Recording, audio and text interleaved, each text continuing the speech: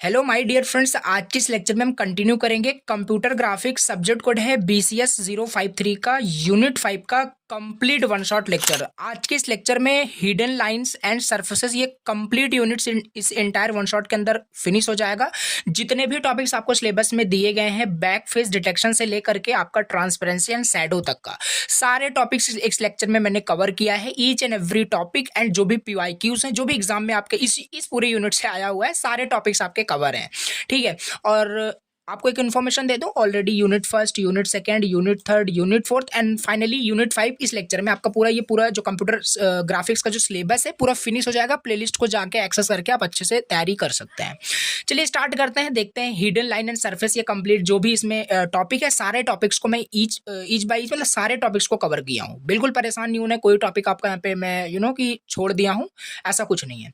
और अगर इसमें आपको ओवरऑल इसका ओवरव्यू दे दूं कि इसमें कौन से टॉपिक बहुत ज्यादा इंपॉर्टेंट है, तो back face detection algorithm and ये depth buffer method, Z buffer इसे हम बोलते हैं, ए बफर मेथड और स्कैन लाइन मेथड, यहाँ तक अगर आप ये टॉपिक कंप्लीट कर लेते हो ना, तब भी समझो आपका ये यूनिट फिनिश हो गया। क्यों? क्योंकि इसके आगे जो भी है आपके सारे टॉपिक्स हैं, सब आपके दो नंबर्स के टॉपिक्स हैं, ये सब भी हम कवर कर रहे होंगे। ठीक है, लेक्चर में तो अच्छे से सारी चीजें आपकी तैयार हो जाएगी। चलिए स्टार्ट करते हैं लेक्चर को। और स्टार्ट करने से पहले छोटी सी रिक्वेस्ट रहेगी, अगर चैनल पे फर्स्ट टाइम विजिट किए हो प्लीज सब्सक्राइब करना, बहुत ज्यादा मोटिवेशन मिलता है। और लेक्चर को प्लीज लाइक कर देना अगर आपको लेक्चर समझ में आ रहा हो तो। और DBMS का कंप्लीट वन शॉट अपलोड है, प्लेलिस्ट को जाके एक्सेस कर सकते हो। अगर आपको नहीं पता, जाके आप DBMS की तैयारी अच्छे से कर सकते हो, जो भी आपके अपकमिंग एग्जाम है उसके लिए। ठीक है, चलिए स्टार्ट कर लेते हैं। ये रहा आपका सिलेबस एक बार देख लीजिए। और ये रहा नोट्स फाइनली। और नोट्स कहाँ से डाउनलोड करने होते हैं मैं फिर से एक बार आपको बता दूं, और आपको पता होगा कि वेबसाइट पे मैं नोट्स को डाल देता हूँ। ठीक है, आपको सिंपल लिंक भी डिस्क्रिप्शन बॉक्स में वेबसाइट का दिया है। सिंपल वेबसाइट को ओपन करना, इस तरीके से इंटरफेस आएगा। सिंपल PDF नोट्स पे क्लिक करना है। PDF नोट्स पे जैसे ही क्लिक करोगे, कौन सब्जेक्ट का आपको नोट्स चाहिए, यहाँ पे बहुत सारे सब्जेक्ट जो भी हमने पढ़ा रखे हैं वो सारे नोट्स आपको यहाँ पे मिल जाते हैं। कंप्यूटर ग्राफिक्स का डाउनलोड करना है, डाउनलोड पे क्लिक करना है, यूनिट 5 यहाँ पे है। और इंपॉर्टेंट क्वेश्चन का भी यहाँ पे मैंने PDF की अपलोड किया है ऑन द वेबसाइट, आप डाउनलोड कर सकते हैं। तो ये रहा, मैंने आपको छोटी सी इन्फॉर्मेशन दे दी। अब चलिए यहाँ पे हम कंटिन्यू करते हैं। Unit 5 hidden line and surface को देखते हैं। कोई भी टॉपिक आपको रटना नहीं पड़ेगा। ठीक है, उसी एक्साइटमेंट के साथ again we are going to start, और सारी चीजें आपको समझ में आएगी। ठीक है, तो थोड़ा सा एडजस्ट करते हैं, एक सेकंड, और कंटिन्यू करते हैं। ओके, ठीक है। देखो, ये रहा आपका यूनिट का नाम हिडन लाइंस, ये आपका सिलेबस है। कंटिन्यू करते हैं। और सबसे पहले देखो, अब स्टार्ट करने से पहले ही आपका कि यूनिट का नाम क्या है, हिडन लाइंस एंड सरफेसेस। पता होना चाहिए ना कि हिडन लाइन का मतलब क्या है, हिडन सरफेस का मतलब क्या है, तभी ना आगे हम सिलेबस को पढ़ पाएंगे, उसी को फिर प्रॉब्लम को सॉल्व कर पाएंगे। तो समझते हैं hidden lines and hidden surface का पहले मतलब क्या है। देखो, when you look eight an object, यहाँ पे बहुत सारी थ्योरीज लिखी हैं। अब यहाँ पे मैं थ्योरीज आपको ऐसा बताऊं तो सही नहीं है। देखो, होता क्या है, जैसे कि हम मान के चलते हैं, एग्जांपल से ही आपको मैं क्लियर करूंगा सारी चीजें। जैसे हम सपोज करते हैं ये आपका मोबाइल फोन है। ठीक है, ये आपका मोबाइल फोन है। अब मोबाइल फोन के काफी सारे सरफेस होते हैं। एक फ्रंट सरफेस होता है, सॉरी फ्रंट फेस होता है, काफी सारे फेसेस होते हैं। फ्रंट फेस, बैक फेस होता है, टॉप फेस होता है, बॉटम फेस होता है, राइट फेस होता है, लेफ्ट फेस होता है। ये फेस कहने का कुछ नहीं है, सिंपल जहां से आपका मतलब जो भी आप व्यू करते हो, देखते हो। जैसे ये फ्रंट वाला आप देखते हो तो बैक वाला फेस आप नहीं देख पाते हो। तो वही है सिंपल कि जैसे आप अपने मोबाइल फोन को अभी यूज कर रहे हो, जैसे आप अपने लैपटॉप में ये वीडियो देख रहे हो, तो देख क्या पा रहे हो, फ्रंट फेस देख पा रहे हो ना, पीछे आपका आपके लैपटॉप का क्या लोगो है पता है आपको, बट पीछे का सरफेस आप नहीं देख पा रहे हो। जो नहीं देख पा रहे हो वही है आपका हिडन सरफेस, वो आपको दिख नहीं रहा है। हिडन फेस, हिडन सरफेस वही होता है। तो यही है सिंपल, यहाँ पे थोड़ा सा कंसेप्ट यही था, और इसमें बहुत बड़ी चीज नहीं है। और इसमें लिखा भी है, when you look eight an object, जब आप किसी ऑब्जेक्ट को देखते हो तो you can only see the parts that face you, तो आप खाली उसी फेस को देख पाते हो जो आपके सामने होता है। लैपटॉप को देख रहे हो, वीडियो को देख रहे हो, तो वीडियो के फ्रंट फेस को ही देख पा रहे हो, मोबाइल के फ्रंट फेस को ही देख पा रहे हो, बैक फेस को नहीं देख पा रहे हो। मैं जो बोलने की कोशिश कर रहा हूँ, आई थिंक आपको समझ में आ रहा होगा। द पार्ट्स बिहाइंड इट, जो पार्ट्स और जो उसके बहुत फेस होते हैं, जैसे मोबाइल के मैंने आपको बताया कि काफी सारे फेसेस होते हैं, फ्रंट फेस, बैक फेस। तो जो फेस उसका हाइड होता है, जो आपको दिख नहीं रहा होता है, आपको व्यू नहीं हो रहा होता है, वही होता है उसका हिडन सरफेस, हिडन फेस वही होता है। आओ और इस एग्जांपल समझते हैं। एग्जांपल दिया है, इमेजिन करें, और ये मैं आपको थोड़ा सा बता दूं, आप बोर मत होना, क्योंकि ये पूरा एंटायर यूनिट बिल्कुल थ्योरेटिकल है, ठीक है ना, तो इसमें डेरिवेशन है ना तो न्यूमेरिकल है, कुछ नहीं है, बस थ्योरी समझो, उसी को इजी वर्ड में एग्जाम में राइट करो, ठीक है। इमेजिन एग्जांपल यहाँ पे समझते हैं। इमेजिन करिए आपने एक बॉक्स को पकड़ा है, वही सेम एग्जांपल, एक शू का बॉक्स समझ लीजिए आपके हैंड में है। So from the front you can सी, उसका टॉप फेस देख पाते हो, फ्रंट फेस देख पाते हो, राइट लेफ्ट ये सारे फेस आप देख पाते हो। वो डिपेंड करता है आप किस एंगल से उसे देख रहे हो, ठीक है, किस एंगल से उसे देख रहे हो। जैसे कि आपका ये मोबाइल था, मैं फिर से एग्जांपल ले रहा हूँ, क्योंकि मोबाइल को आप अगर यूज करते हो तो मोबाइल के फ्रंट फेस को ही देख पाते हो। अगर उसको आप बैक कर दोगे, बैक कवर देखो तो बैक ही देख पाओगे, या ऐसे एंगल से देखोगे कि दोनों ही आपको दिखेगा। तो वही है, क्या सरफेस क्या फेस आपको दिख रहा है किसी ऑब्जेक्ट का, वही हिडन लाइंस एंड सरफेस का वही मतलब होता है। सो और क्या क्या आप नहीं देख पाते हो, तो यहाँ पे वही सारी चीज लिखी गई है। तो ये आप रीड आउट करना, बहुत इजी लैंग्वेज में मैंने राइट किया है, समझ में आपको आ जाएगा। तो hidden line and hidden surface का मतलब यही होता है। और जो सरफेस है, जो सरफेस होता है, जैसे कि अगर हम बात करें, एक यहाँ पे हम ले लेते हैं क्यूब का एग्जांपल ले लेते हैं और क्लियर कर दें, जैसे कि आपको थ्योरी जो है ना, आप जब उसे पढ़ें तो आपको अच्छे से समझ में आ जाए। दिस इज यू नो कि क्यूब का यहाँ पे मैंने बनाया है। तो देखो होता क्या है, इसी से भी मैं क्लियर करूंगा सच, हिडन लाइन हिडन सरफेस क्या होता है। तो यहाँ पे क्या है, जैसे ये क्यूब है तो इसका, इसे हम फ्रंट फेस इसका बोलेंगे, और इसका ये बैक फेस हो जाएगा, इसका टॉप फेस हो जाएगा, इसका बॉटम फेस हो जाएगा, ऐसे, ठीक है। तो अगर आप क्यूब को ऐसे एंगल से देखोगे तो उसका फ्रंट फेस ही आपको दिखेगा, बैक फेस उसका हाइड रहता है। तो यही होता है, जो हाइड रहेगा उसे हिडन सरफेस बोलेंगे। तो ये बेसिकली है, इसका भी आगे डायग्राम भी है, उससे भी हम यहाँ पे समझने वाले हैं। तो यहाँ पे देखो सिंपल, यहाँ पे जो है ना हिडन लाइन हिडन सरफेस का मतलब क्या, यही बताते हैं। जैसे ये आपका क्यूब दिया हुआ है, यहाँ पे क्यूब है, तो अगर हम देखो यहाँ पे हमारा ओवरऑल मतलब क्या है भी, जो इसमें जो बहुत सारे एल्गोरिदम्स है ना, तो हिडन लाइन हिडन सरफेस पे ही बेस्ड है। मतलब जो ऑब्जेक्ट को आप किस एंगल से देख रहे हो, उसमें अगर हम क्या करें, उसे उसमें हिडन लाइन और हिडन सरफेस को साथ में देखें तो हमें ऑब्जेक्ट रियलिस्टिक नहीं दिखता। उसका व्यू जो है मुझे काफी मतलब हमें काफी गंदा दिखता है। जैसे कि ये क्यूब है, अगर हम इसमें हिडन लाइंस को भी देखें तो कुछ देखो क्यूब इस तरीके से दिख रहा है, इसका स्ट्रक्चर देखो कितना मतलब गंदा, कितना खराब दिख रहा है। इसमें अगर ये हिडन लाइंस देखो, जो पीछे का भी हिडन लाइन ये आपका है, मतलब बैक सरफेस का जो हिडन लाइन है वो आपको विजिबल है। अगर ये विजिबल होता है आपको कंप्यूटर में, आप देखते हो तो देखो कुछ इस तरीके से लिखेगा, और ये स्ट्रक्चर आपको उतना रियलिस्टिक नहीं लग रहा होगा। लेकिन अगर इसी हिडन लाइंस को हम क्या करें, रिमूव कर दें with the help of the some algorithm which we can, जो भी हम डिस्कस करेंगे आगे भी, तो उन एल्गोरिदम की हेल्प से अगर हम इन हिडन लाइंस को क्या करें, हाइड कर दें, तो हमें ऑब्जेक्ट कुछ इस तरीके से दिखता है। और देखो ये लाइंस अगर हम हाइड कर देते हैं तो देखो ऑब्जेक्ट कितना रियलिस्टिक दिख रहा है हमें। तो ये होता है, इसमें काफी सारे बेनिफिट्स होते हैं। अब जैसे अगर हम क्या पढ़ रहे हैं, हम कोई तो यहाँ पे हम ड्राइंग का सारी चीजें पढ़ तो रहे नहीं रहे हम, ठीक है, हम इसे कंप्यूटर के कंटेक्स्ट में पढ़ रहे हैं, कंप्यूटर ग्राफिक्स के कंटेक्स्ट में पढ़ रहे हैं। बेसिकली अगर ये ऑब्जेक्ट कंप्यूटर में आप ड्रॉ करोगे with the help of the some tools, तो क्या होगा कि प्रोसेसिंग में ज्यादा टाइम लगेगा। कंप्यूटर अगर इस डायग्राम को बात करें तो कंप्यूटर प्रोसेस करने में ज्यादा टाइम लगाएगा, क्योंकि ये इस भी लाइन को क्या करेगा, ड्रॉ करेगा, तभी तो आपको रिप्रेजेंट कर पाएगा कंप्यूटर सिस्टम में। लेकिन अगर हम इसी को रिमूव कर दें तो इसमें ये फास्ट हो जाएगा और रियलिस्टिक भी दिख रहा है। तो ये थोड़ा सा डिफरेंस है कि hidden line and hidden surface में क्या बिल्कुल डिफरेंस था। और आपको समझ में आ गया होगा कि हिडन लाइन के साथ ऑब्जेक्ट को ड्रॉ करना इजी होता है, या हिडन लाइन को हम हटा दें तब इजी होता है। समझ में आया होगा, इस क्लैरिटी आपको हुई होगी। बिल्कुल यहाँ पे दिया गया है, थोड़ा सा डिफरेंस भी समझ लेते हैं कि डिफरेंस क्या है दोनों में। तो हिडन लाइंस का सिंपल यही मतलब है, दीज आर मतलब ये एजेस होते हैं, जैसे ये सिंपल एजेस से मिलकर ही तो आपका ये सिंपल क्यूब बना है। So that you can not से, तो वही जो आप देख नहीं पाते हो। जैसे कि यहाँ पे बात करें, है इसमें भी आपका वो हिडन एजेस, बस इसमें ये आपका कंप्यूटर कुछ एल्गोरिदम जो भी हम आगे पढ़ेंगे उसके हेल्प से उसको डिटेक्ट नहीं करता, उसको प्रोसेस नहीं करता, तो वो हमें हाइड रहता है, उसे हम डॉटेड लाइन से दिखाते हैं। अभी हम आगे बात करेंगे कि जो भी लाइन्स होते हैं उसे डॉटेड लाइन से हम डिनोट करते हैं। तो ये सिंपल है, ये कुछ एजेस होते हैं जो हमें दिखते नहीं है। जैसे यहाँ पे एजेस पीछे हैं बट हमें दिख नहीं रहे हैं, तो उसे हम क्या बोल रहे हैं, हिडन लाइंस बोल रहे हैं। जैसे think of the back edge of a cube, जैसे क्यूब के जो बैक एज होते हैं हमें नहीं दिख रहे हैं, इस वाले में देखो नहीं दिख रहे हैं, तो यही हमारा हिडन लाइन जो हाइड है, जो हमें दिख नहीं रहा है।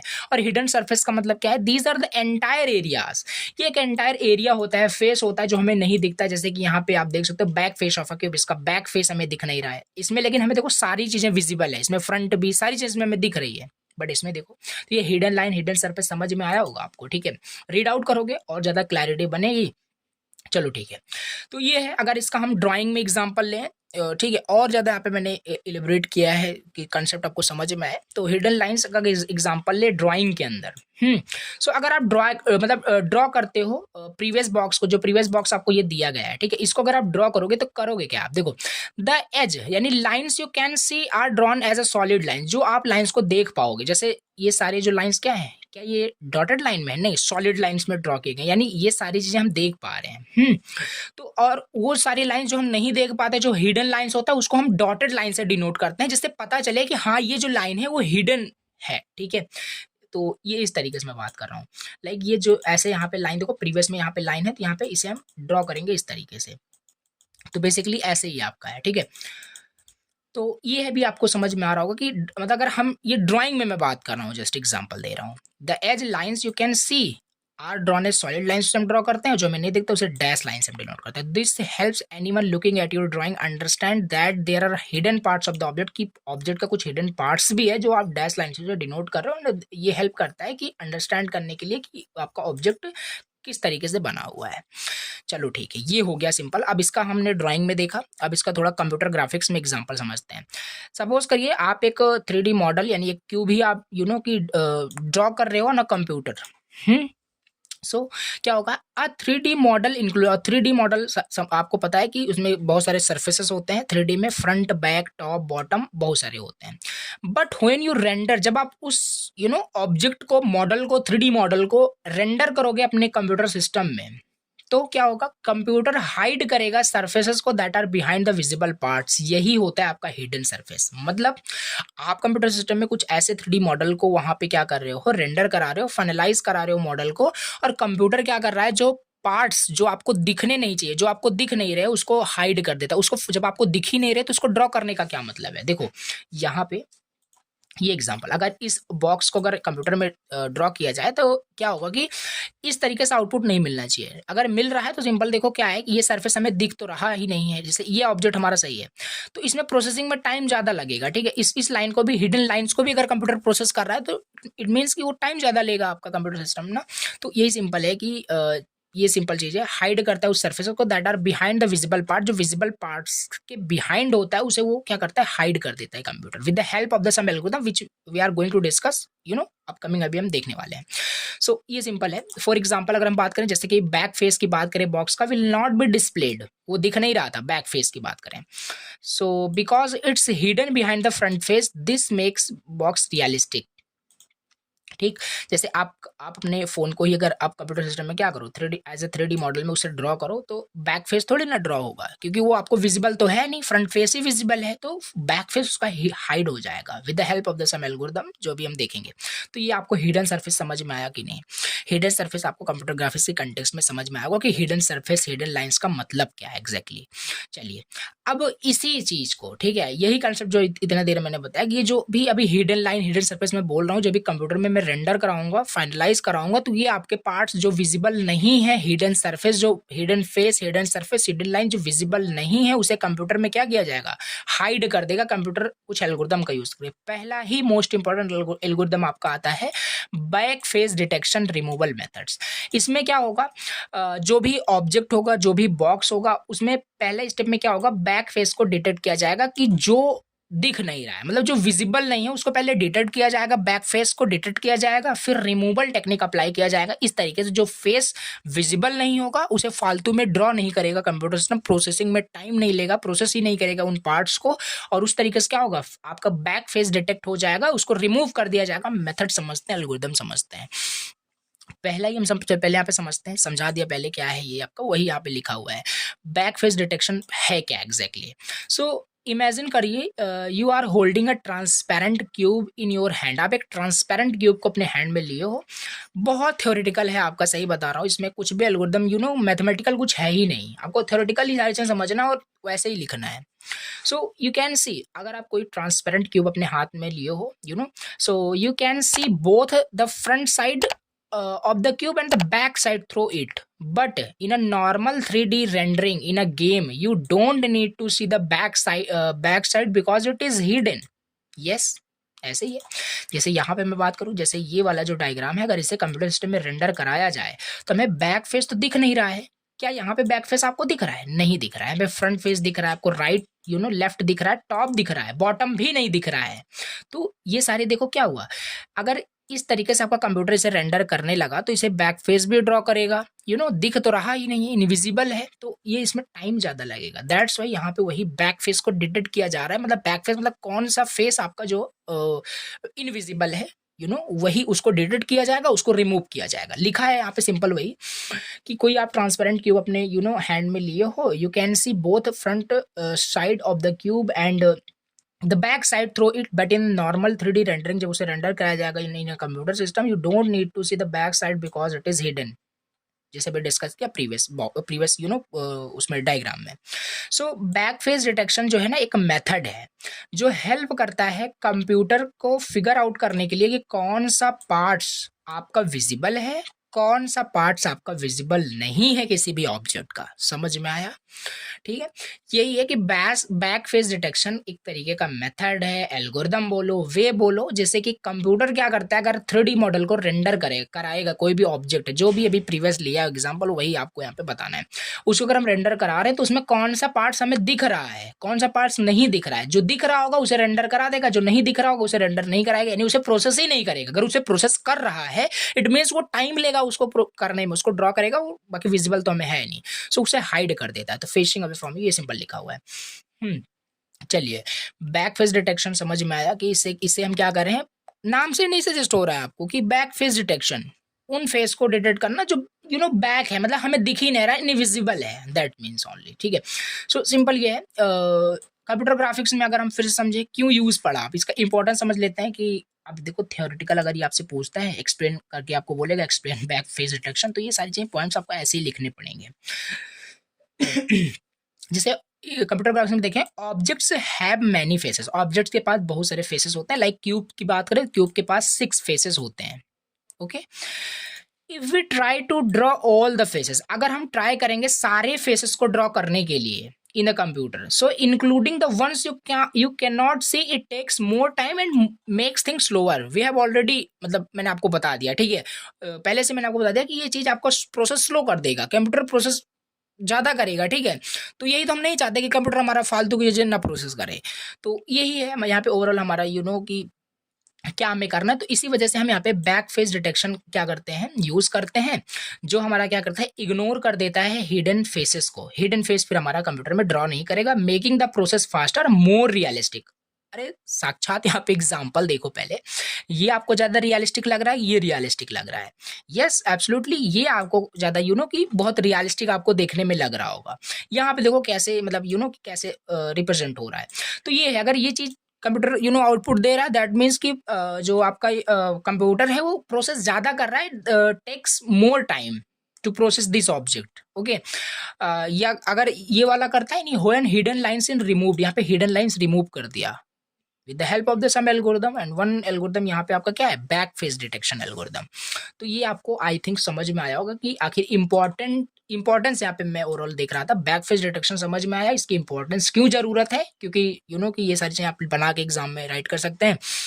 अब एग्जैक्टली हम समझते हैं ये काम कैसे करता है। चलो हाँ, ये तो हम बता रहे हैं आपको कि ये रिमूव कर देगा, ऐसे कर देगा, वैसे कर देगा, बट एग्जैक्टली कुछ एल्गोरिदम होता है ना, सेट ऑफ स्टेप्स कुछ होते होंगे, दैट्स कि उसी स्टेप्स को फॉलो करके आपका वो हिडन सरफेस, हिडन लाइन जो भी है वो रिमूव करेगा।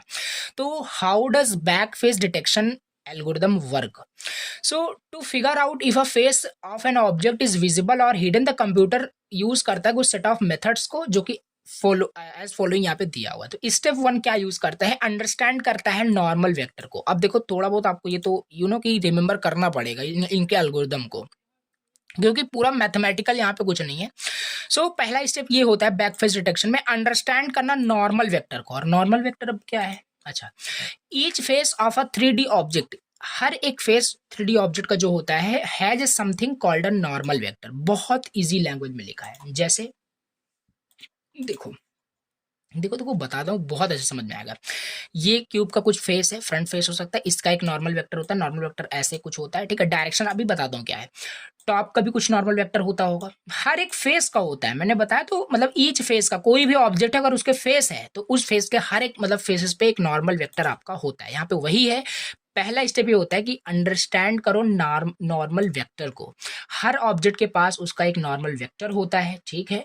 The normal vector is like an arrow, बताया normal vector is just like an arrow, the point जो पॉइंट कर रहा होता है straight out from the face showing which direction the face is facing you.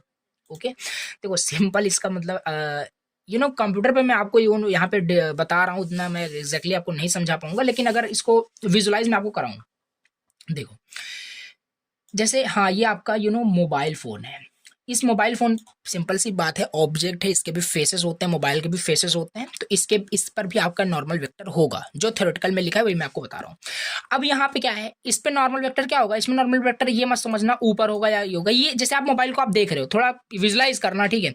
आप mobile phone को देख रहे हो, मोबाइल फोन को आप देख रहे हो, और मोबाइल फोन का जो फ्रंट फेस है वो आपको पॉइंट कर रहा है, यानी अगर मोबाइल फोन के फ्रंट फेस पे नॉर्मल वेक्टर अगर हम ड्रॉ करें तो कैसे करोगे, ऊपर थोड़ी ना करोगे, वो अपनी साइड ड्रॉ करोगे, मतलब समझ में आपको आ रहा होगा, अपने साइड वो आपका एक एरो, ये आपकी साइड में बात कर रहा हूँ, ये नीचे नहीं है, ठीक है, आपकी साइड वो एक एरो, यानी कि एक जो एरो मतलब कि नॉर्मल वेक्टर वो आपको पॉइंट कर रहा होगा, और ये नॉर्मल वेक्टर आपको पॉइंट कर रहा है, इसका मतलब यही है, देखो ये नॉर्मल वेक्टर आपको पॉइंट कर रहा है आपकी तरफ, आप उसको मतलब पॉइंट कर रहे हो, इट मीन्स ये फ्रंट फेस आपका विजिबल है।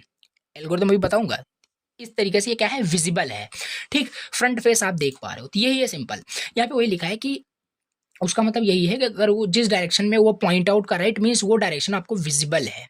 सो एग्जाम्पल लेते हैं, इमेजिन करिए वही सेम चीज, एक बुक को आप, हाँ एक बुक का एग्जाम्पल ले लेते हैं, चलिए जैसे एक बुक का हम एग्जाम्पल लेते हैं, बुक को पकड़े हुए उसको रीड आउट कर रहे हो, तो नॉर्मल वेक्टर उसका क्या होगा, फ्रंट कवर, यार सिंपल सी बात है, अपने नोट्स में आप लिख रहे हो, ठीक है, नोट्स को जब भी ओपन करते हो तो नोट का जो फ्रंट फेस होता है, फ्रंट फेस को आप देख पाते हो, क्यों, क्योंकि उस पर अगर हम, वो भी एक ऑब्जेक्ट है, तो उस पर हम क्या करते हैं, उसका जो फ्रंट फेस होता है वो आपकी तरफ नॉर्मल वेक्टर उसको हम ड्रॉ करेंगे। नॉर्मल वेक्टर जो उसका होगा वो आपकी तरफ कि टुवर्ड्स यू क्या कर रहा होगा, पॉइंट कर रहा होगा, और यही कंसेप्ट है, नॉर्मल वेक्टर जिस तरफ पॉइंट आउट कर रहा होगा वही पार्ट विजिबल होगा, यही तो एल्गोरिथम है इसका। नॉर्मल वेक्टर पहले अंडरस्टैंड कर लिया गया और देख लिया गया कि नॉर्मल वेक्टर की डायरेक्शन किस तरफ पॉइंट कर रहा है, अगर वो आपकी तरफ पॉइंट कर रहा है it means towards you point कर रहा है, so it means it's visible, ये विजिबल है, और सच बात है, फ्रंट जो आपका फेस है वो विजिबल तो है, तभी ना देख पा रहे हो आप बुक के कवर को देख पा रहे हो, अभी जैसे लैपटॉप की स्क्रीन को आप देख पा रहे हो, पढ़ रहे हो, तो लैपटॉप का अगर हम फ्रंट फेस की बात करें तो इसका जो नॉर्मल वेक्टर होगा वो आपकी तरफ पॉइंट कर रहा है, because it is visible to you, but and the normal vector, समझ में आएगा, the normal vector of the back cover, जैसे अभी इस लैपटॉप स्क्रीन पे आप पढ़ रहे हो या बुक को जब भी आप लेते हो तो बुक का जो बैक फेस होता है, या इस लैपटॉप में जो भी आप पढ़ रहे हो तो इसका बैक फेस जो है वो आपको दिख नहीं रहा, क्यों, क्योंकि इसका जो नॉर्मल वेक्टर है ना वो टुवर्ड्स यू नहीं, ये क्या हो रहा है, अवे फ्रॉम यू, कि पॉइंट कर रहा है आपसे दूर, मतलब वो आपको पॉइंट कर रहा है। तो आई होप कि आप विजुलाइज कर पा रहे होंगे, स्क्रीन पे मैं आपको उतना अच्छा नहीं बता पा रहा हूँ, बाकी बहुत इजी है आपका नॉर्मल वेक्टर को पहचानना, तो वही आपको समझ में आ रहा होगा, नॉर्मल वेक्टर अगर टुवर्ड्स यू पॉइंट कर रहा है दैट मीन द फेस वो विजिबल है, the normal vector of the back face of any object अगर पॉइंट कर रहा है away from you, so that means it is hidden. तो ये सिंपल है, पहला स्टेप यही होता है, step understand the normal vector, समझ में आया होगा। दूसरे स्टेप में क्या होगा कि कैमरे के व्यू को देखा जाएगा, use the camera view 3D scene में there is a camera, your view point, camera का मतलब सिंपल, आपका आंख, आपका eye is like a camera, आप देखते हो तभी तो मतलब लाइक अ कैमरा ही है। सो द कंप्यूटर ग्राफिक्स में अगर हम बात करें, कंप्यूटर ग्राफिक्स में यहाँ पे कंप्यूटर जो है ना कंपेयर करता है the direction of the normal vector with the direction of the camera view, वही जो भी बताया जस्ट वही है कि कंपेयर करेगा क्या उस नॉर्मल वेक्टर का डायरेक्शन और आपका डायरेक्शन दोनों क्या है, तो उसको कंपेयर किया जाएगा, दिस कंपेरिजन, इसी कंपेरिजन से क्या होगा, डिसाइड किया जाएगा कि वो जो फेस है वो विजिबल है या इनविजिबल है। पहले ही आपको मैंने बता दिया कि विजिबल कब होगा और इनविजिबल कब होगा, इट मीन्स कि अगर वो दोनों कि उसका जो डायरेक्शन है टुवर्ड्स यू है, आपका डायरेक्शन टुवर्ड्स दैट ऑब्जेक्ट है, that means the parts of the object is visible, otherwise it is invisible, तो समझ में आई थिंक आपको आया होगा। तो बेसिकली ये है, understand the vector, use the camera view, then compare करना, इजी लैंग्वेज में आप और लिख सकते हो, क्रैमिंग करने नहीं बैठना, इसी वजह से मैं बहुत ज़्यादा यहाँ पे इसे थ्योरेटिकल कि बहुत ज़्यादा मतलब इजी लैंग्वेज में बना दिया हूँ, इसे आप समझ पाएँ, ठीक है। तो ये है, जैसे यहाँ पे, हाँ इससे थोड़ा सा विजुलाइज कराते हैं, यहाँ पे कैमरा मतलब ये आप हो, ठीक है, आप इस ऑब्जेक्ट को देख रहे हो, आप इस ऑब्जेक्ट को देख रहे हो और इसका बैक फेस इस ऑब्जेक्ट का ये है। इसका नॉर्मल वेक्टर देखो इस साइड पॉइंट कर रहा है और आप इस साइड मतलब इसको पॉइंट कर रहे हो, तो आप बैक फेस को थोड़ी ना देख पाओगे। आप बैक फेस को नहीं देख पाओगे क्योंकि दोनों का डायरेक्शन सेम डायरेक्शन में है और ऐसे ही तो हमें कंपैरिजन करना है और यही है आपका, यही एल्गोरिदम है आपका इसी तरीके से। लेकिन आप फ्रंट फेस को देख पाओगे, फ्रंट फेस को देख पाओगे, इस एग्जांपल लेते हैं, फ्रंट फेस को देख पाओगे क्योंकि यहाँ पे जो इनका यू नो कि जो इस पे नॉर्मल वेक्टर होगा वो आपको पॉइंट कर रहा होगा, आप ऑब्जेक्ट को पॉइंट कर रहे हो, यो ऑब्जेक्ट का जो डायरेक्शन है वो टुवर्ड्स यू पॉइंट कर रहा है। That means front face is visible and the back face is not visible here. समझ में आया होगा, ठीक है। चलिए स्टेप यहाँ पे हम 3 देख लेते हैं, स्टेप 3 देख लेते हैं। तो अब यहाँ पे स्टेप 3 में क्या करना है, डू द मैथ, मतलब कुछ कैलकुलेशन टाइप करनी है, ठीक है, कैलकुलेशन टाइप करनी है, डॉट प्रोडक्ट आपको करना होता है। देखो एल्गोरिदम 3-4 स्टेप का है, याद कर सकते हो, बहुत बड़ी चीज नहीं है। अब तीसरे स्टेप में हमें क्या करना है, कुछ कैलकुलेशन करनी है, मैथमेटिक्स सिंपल कैलकुलेशन करनी है, डॉट प्रोडक्ट करनी है और करना कुछ नहीं, जो हमने कंपेरिजन किया वही सब करना है। जैसे कंप्यूटर कैलकुलेट करेगा, फिर क्या करेगा, डॉट प्रोडक्ट वहां पे कैलकुलेट किया जाएगा बिटवीन नॉर्मल वेक्टर और view vector. Normal vector is what, object जो पॉइंट कर रहा है आपकी तरफ टुवर्ड्स से, वो एक नॉर्मल वेक्टर होता है, समझा दिया आपको। व्यू वेक्टर मतलब आपका डायरेक्शन क्या है, आप किस डायरेक्शन से उसको, किस एंगल, किस डायरेक्शन से आप उसे देख रहे हो ऑब्जेक्ट को। तो दो आपके पास होते हैं, normal vector and view vector V. अगर थोड़ा बहुत आपको मैथमेटिकल भी लिखना है तो आप राइट कर सकते हैं, ठीक है। दोनों का मल्टीप्लाई करोगे, एन इंटू वी करोगे, डॉट प्रोडक्ट किया जाएगा। अगर पॉजिटिव वैल्यू आती है, अगर पॉजिटिव वैल्यू आती है तो फेस विजिबल है, फेस विजिबल है। अगर निगेटिव वैल्यू आती है तो वो फेस इनविजिबल है। मैथमेटिकल भी मेंशन कर दिया हूँ, थ्योरेटिकल भी आपको बता दिया, तो ऐसे आप राइट कर सकते हो। तो ये सिंपल है। अगर आपका कि दोनों का प्रोडक्ट जब किया जाएगा, डॉट प्रोडक्ट जब किया जाएगा, एन इंटू वी किया जाएगा, पॉजिटिव आया तो चलो ठीक है, वो विजिबल है, वो कंप्यूटर पे एज इट इज क्या होगा, फिगर आउट कर लिया जाएगा, रेंडर फाइनलाइज करा दिया जाएगा इन the computer system. But if the dot product is negative, if the dot product of normal vector and the view vector gives the negative value, the computer skip drawing the that face, तो computer उस face को draw नहीं करेगा, skip कर देगा। यही concept है आपका। तो बैक फेस डिटेक्शन का किस तरीके से यहाँ पे देखो डिटेक्ट किया गया और किस तरीके से यहाँ पे स्किप किया गया, यही इंपॉर्टेंट कंसेप्ट है। यहाँ पे थोड़ा बहुत मैथमेटिकल भी लिखा है, राइट कर सकते हो, वही सेम चीज जो बताया, पॉजिटिव है तो विजिबल है, ऐसे आपको राइट करना है।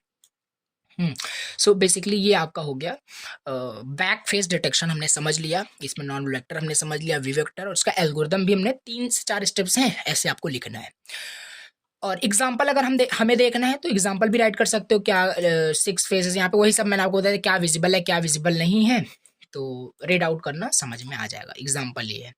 तो ये हो गया। अब इसका एडवांटेजेस भी आते हैं, ये बहुत इंपॉर्टेंट आपका ये क्वेश्चन है, मैं पहले ही बताया अभी भी बता रहा हूँ। बैक फेस डिटेक्शन एल्गोरिथम अगर इस यूनिट से कुछ भी आना है तो डायरेक्टली आपसे एज ए थ्योरेटिकली आपसे बोल देता है कि ऐसे थ्योरेटिकली बोल देता है कि आपको ऐसे मतलब इसको राइट करना है। हम समझते हैं इसका एडवांटेजेस क्या होता है बैक फेस डिटेक्शन का, ठीक है। तो बेसिकली क्वेश्चन इसी टाइप से एग्जाम में पूछा जाता है कि एक्सप्लेन करिए बैक फेस डिटेक्शन एल्गोरिथम क्या होता है। तो थ्योरेटिकल सारी चीजें आपको लिखनी है और इसका एडवांटेजेस भी लिखना है।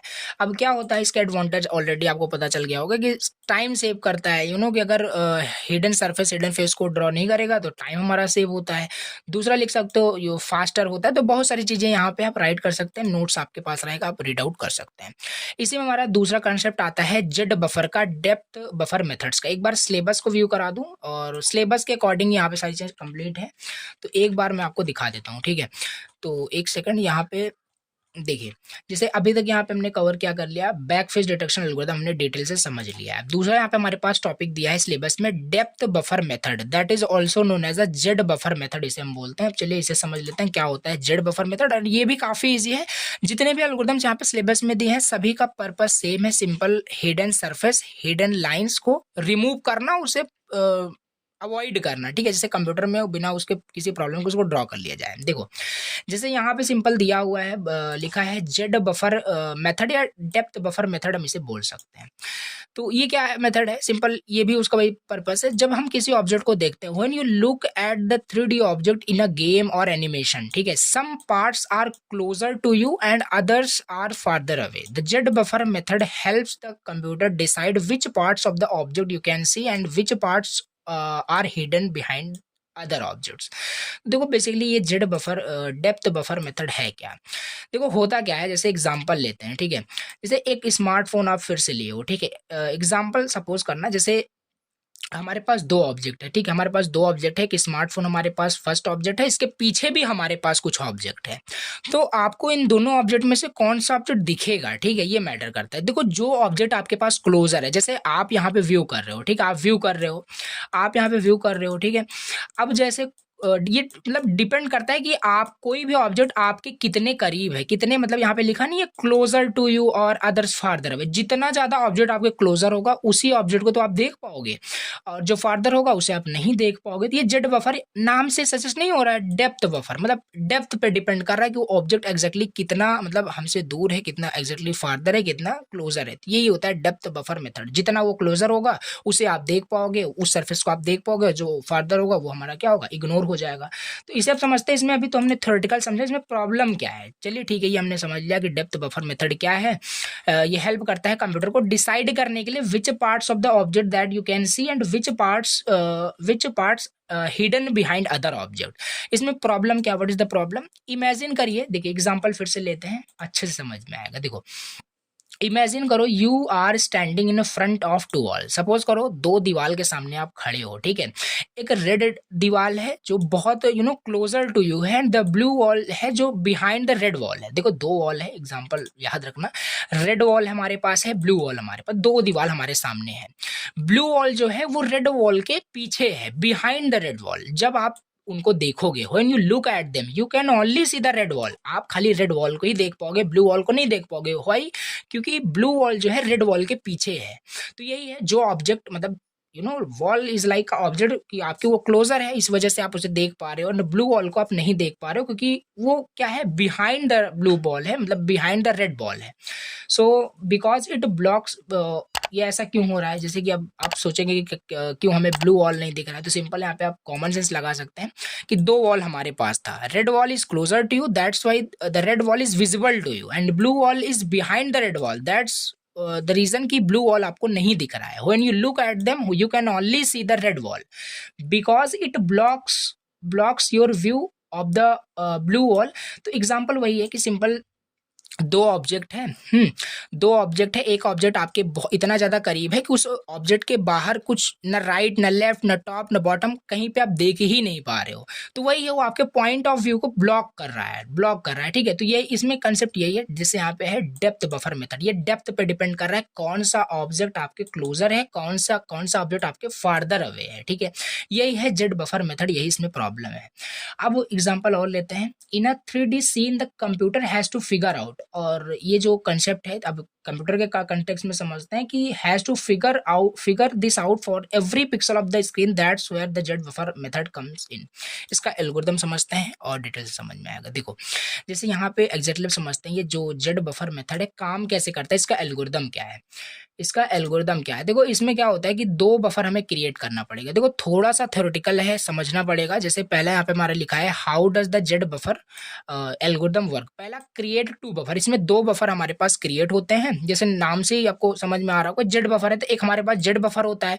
और ये आपको ऑलरेडी पता होगा बफर मतलब क्या होता है। बफर का मतलब सिंपल लाइक का टेम्पररी कुछ मेमोरी टाइप की आपको ऑलरेडी आता है। तो जेड बफर वही है। This buffer tracks the distance और depth of each pixels from the camera. Camera is what, camera is like your view, जिस व्यू से आप उसको देख रहे हो, या कैमरा ही आप एग्जांपल ले सकते हो। तो वही है कि जेड बफर के अंदर क्या होता है, जेड बफर के अंदर सिंपल होता है डिस्टेंस या डेप्थ कि कोई भी ऑब्जेक्ट का जो डिस्टेंस है, जैसे यहाँ पे आप हो, ठीक है, ये आपका मान लेते हैं आप कैमरा कि लाइक अ कैमरा या व्यू कर रहे हो तो कैमरा ही हो आप, और यहाँ पे हमारे पास ऑब्जेक्ट है।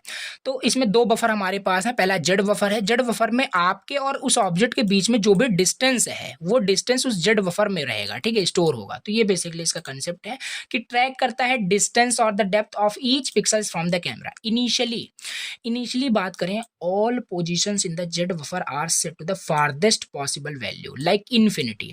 और इनिशियली अब ये सब तो रिमेंबर करना पड़ेगा, जैसे कि इनिशियली जो वैल्यू होती है जेड बफर में वो हम मान के चलते हैं वो फार्देस्ट पॉसिबल है, मतलब इनफाइनाइट उसमें हम मान के चलते हैं। और दूसरा हमारे पास है फ्रेम बफर। फ्रेम बफर क्या है, this buffer stores the colour of the pixel that will be displayed on the screen. Simple यहाँ पे मैंने क्या बताया कि रेड वॉल है, ब्लू वॉल है। अब दो ऑब्जेक्ट हमारे पास हैं, तो हमारे पास दो बफर है, एक फ्रेम बफर सॉरी एक हमारे पास क्या है जेड बफर है और दूसरा फ्रेम बफर है। तो जेड बफर में क्या होगा, मान लेते हैं red wall is closer to you जैसे लिखा है, तो रेड वॉल और आपके बीच में जो भी डिस्टेंस होगा वो जेड बफर में होगा। और फ्रेम बफर में क्या होगा, फ्रेम बफर हमने यूनिट फर्स्ट में भी पढ़ा था।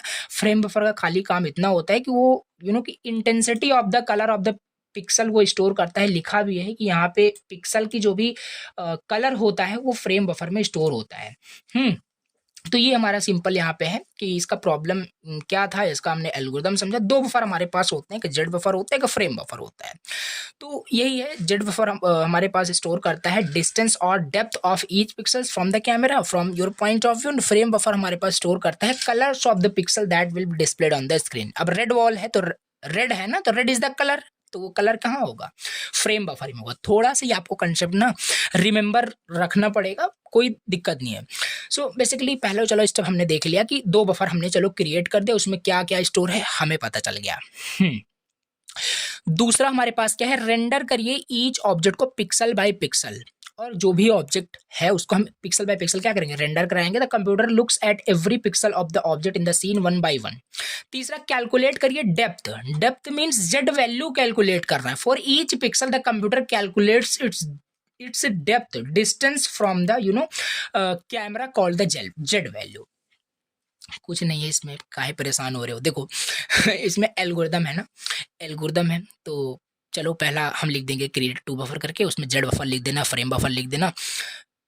ऐसे ही लिखना होता है, पर रटने मत बैठ जाना कि यहाँ पे एकदम एग्जैक्टिव रट रहे हो, समझ में नहीं आएगा फिर। तो जो मैं बता रहा हूँ सिंपल वैसे आपको इसको तैयार करना है। क्रिएट टू बफर में आप दोनों टॉपिक आप लेते हैं, समझा दिया आपको, कंसेप्ट समझ में आ गया। दूसरा, रेंडर ईच ऑब्जेक्ट पिक्सल। तीसरा, कैलकुलेट किया जाएगा डेप्थ को।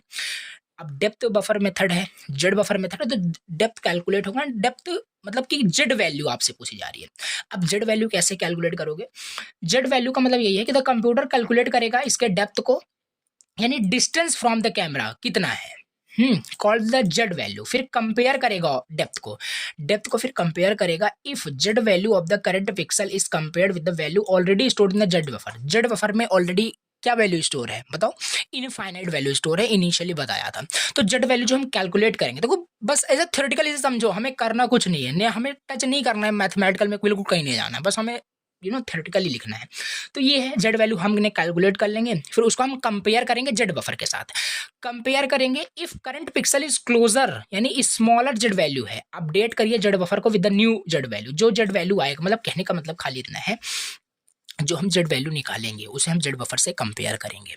जेड बफर में इनफाइनाइट है, जेड वैल्यू में कुछ भी वैल्यू आएगी, ठीक। तो ये सिंपल है, उसको हम कंपेयर करेंगे। अगर हमारे पास स्मॉलर जेड वैल्यू आई तो हम क्या करेंगे, अपडेट कर देंगे जेड बफर को। जेड बफर में इनफाइनाइट था, उसमें हम अभी इसका एग्जांपल भी आगे है, क्यों परेशान हो रहा है, समझ में आएगा आपको। सो अपडेट फिर करेंगे हम यहाँ पे जेड वैल्यू को जेड बफर में मतलब डाल देंगे। फिर फ्रेम बफर को भी हम अपडेट करेंगे with the colour of the current pixel, और उस करंट पिक्सल में क्या कलर है, कि फ्रेम बफर से जो भी वैल्यूज फ्रेम बफर में वैल्यू अपडेट होगी उस करंट पिक्सल्स की, कि पिक्सल में क्या होता है, कलर होते हैं, कलर की वैल्यू स्टोर होती है, तो उन कलर की वैल्यू को फ्रेम बफर में अपडेट कर दिया जाता है। दैट मीन सिंपल, ठीक।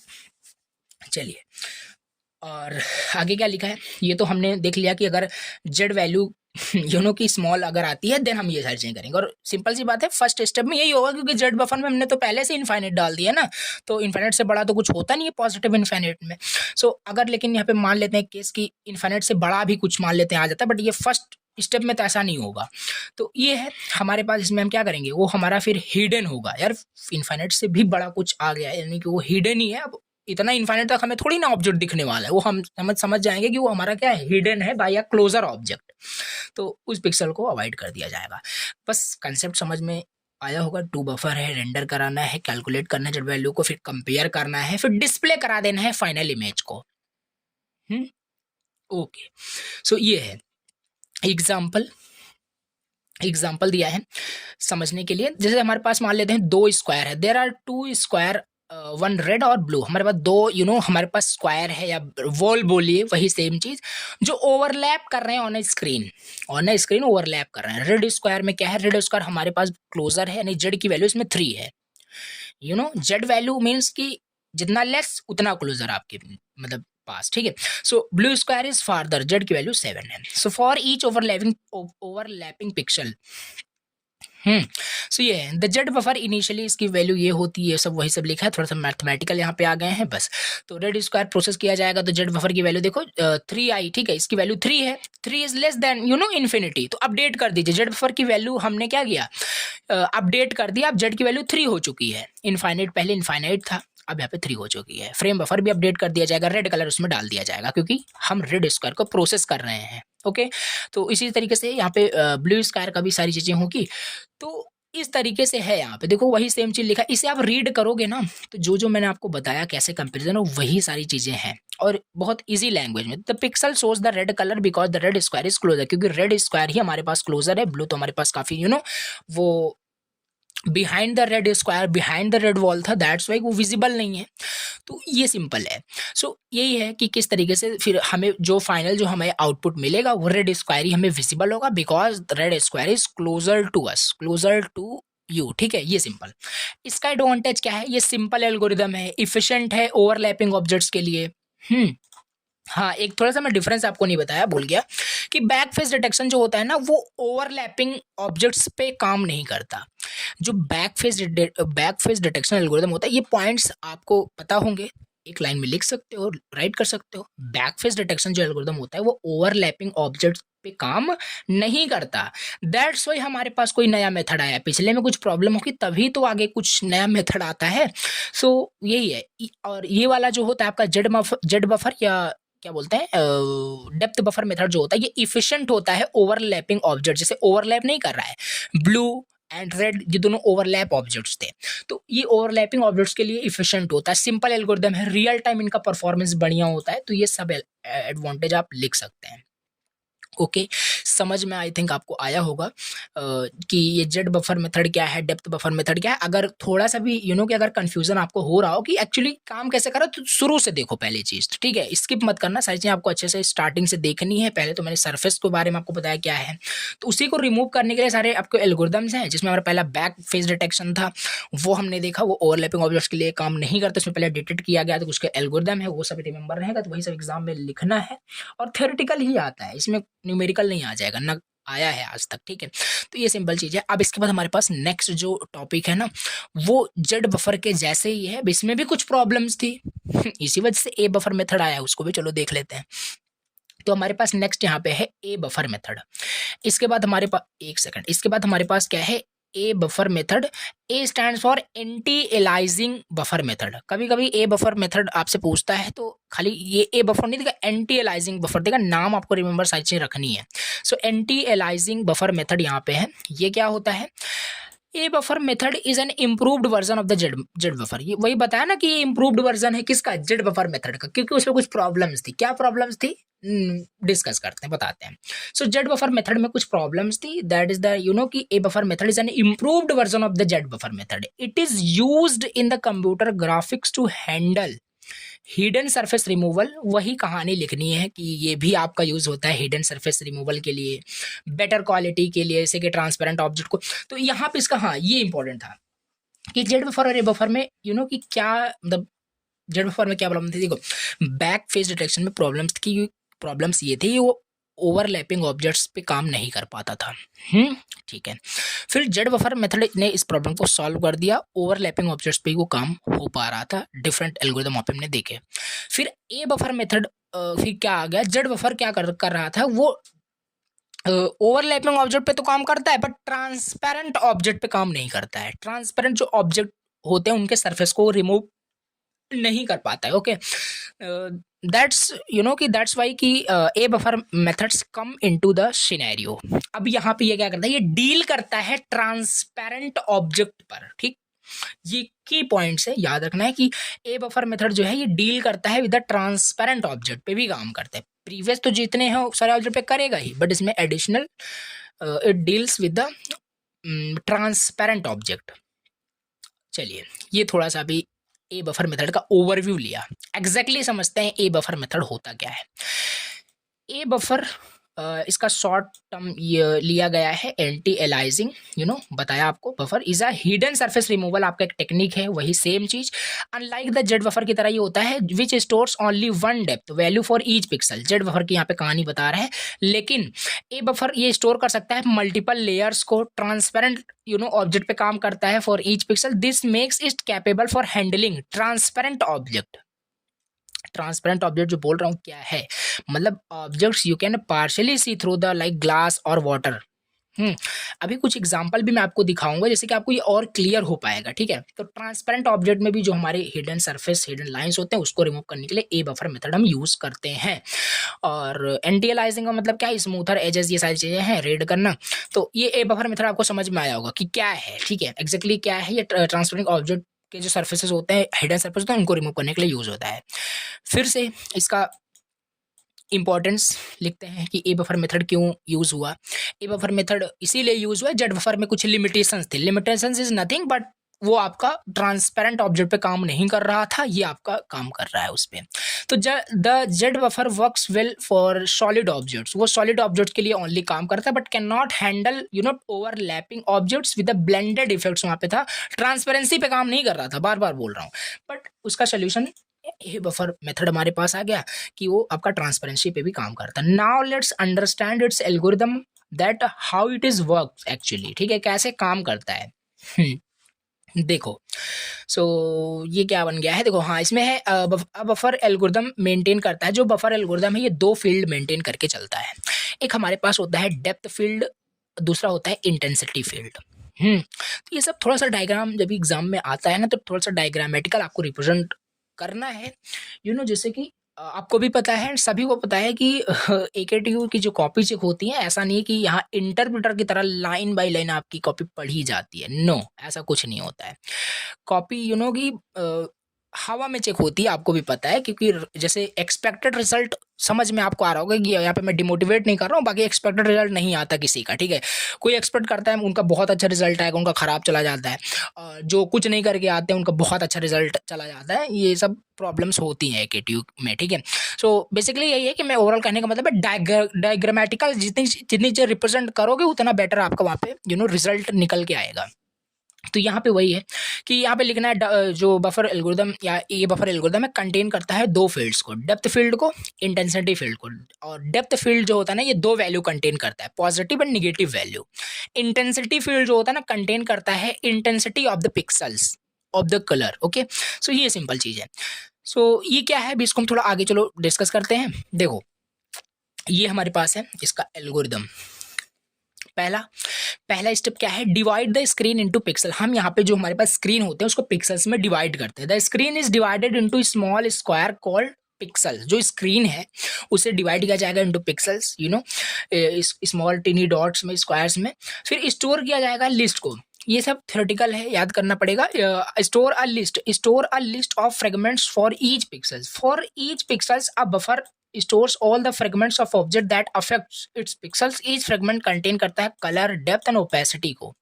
कलर ऑफ द फ्रेगमेंट वहां पे होगा, ठीक है। डेप्थ डिस्टेंस उसका होगा, ओपेसिटी उसका होगा 0 मतलब फुली ट्रांसपेरेंट है, 1 मतलब आपका फुली ओपेक्यू है। फिर तीसरे स्टेप में क्या होगा, कंबाइन कर दिया जाएगा फ्रेगमेंट्स को। The computer combines all fragments affecting a pixels to calculate the final colour. क्या निकल के आएगा और कौन सा आपका की सरफेस विजिबल है या इनविजिबल है।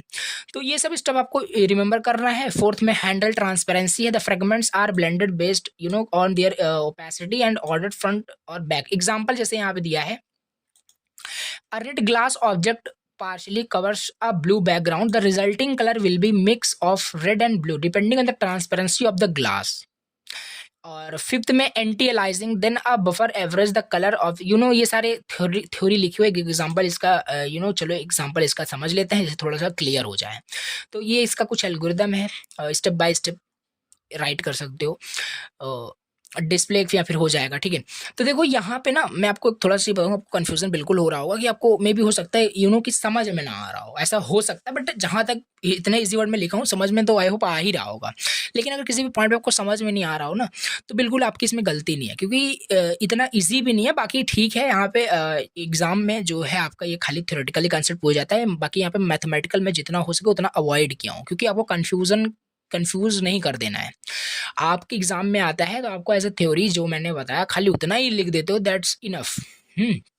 तो ये सिंपल है कि स्टेप आपको याद रखने हैं, स्टेप में आप राइट कर सकते हो। और एग्जाम्पल की अगर हम बात करें तो जैसे इमेजिन करिए you are looking at two overlapping object. आप दो ओवरलैपिंग ऑब्जेक्ट्स को जैसे आप देख रहे हो, एक ग्लास विंडो है।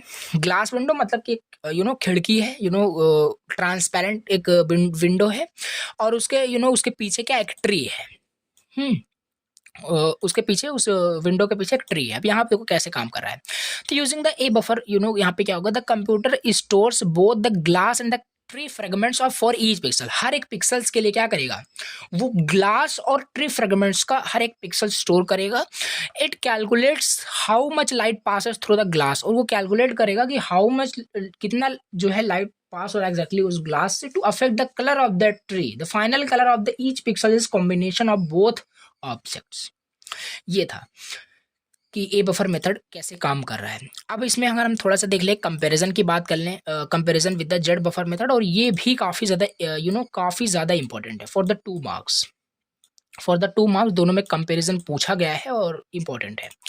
सो जेड बफर और ए बफर में दोनों में डिफरेंस कंपैरिजन क्या है। तो ट्रांसपेरेंसी जेड बफर सपोर्ट नहीं करता, पहले भी बताया, ये फुली सपोर्ट करता है। एंटी अलाइजिंग लिमिटेड होता है इसमें, हाई क्वालिटी एंटी अलाइजिंग होता है क्योंकि वो उसी का ही शॉर्ट फॉर्म है आपका। मेमोरी यूजेज लो होता है क्योंकि बहुत ज़्यादा मेमोरी यूज होता है, क्योंकि मल्टीपल फ्रेगमेंट्स मल्टीपल लेयर्स क्या करता है, ये स्टोर करता है। इमेज क्वालिटी इसमें गुड होता है फॉर द सॉलिड ऑब्जेक्ट्स के लिए, यहाँ पे एक्सीलेंट होता है for the transparent complex scene के लिए। तो overall A buffer method best होता है। ये एडवांटेज भी राइट कर सकते हो, handle transparency, high quality images, handle multiple layers, ये सारी चीज़ें हैं। नोट्स आपके पास रहेगा, रीड आउट करोगे समझ में आएगा। अब इसके बाद हमारे पास नेक्स्ट जो हमारे पास एल्गोरिदम है वो है स्कैन लाइन मेथड है, स्कैन लाइन एल्गोरिदम। अब ये भी आपका उसी पे बेस्ड है कि कैसे हिडन सरफेस को डिटेक्ट रिमूव किया जाएगा और उसे रेंडर किया जाएगा कंप्यूटर सिस्टम में। देखिए, this algorithm is based on the image space method. ठीक है, देखो यहाँ पे ये मत सोचना कि इसमें कोई टॉपिक मैं आपको मतलब छोड़ दिया हूँ। देखो जो ये अभी आप हिडन सरफेस और ये जो हिडन लाइंस का कंसेप्ट पढ़ रहे हो, ये 2 अप्रोचेस पे डिपेंड करता है। एक ऑब्जेक्ट स्पेस मेथड होता है, एक इमेज स्पेस मेथड होता है।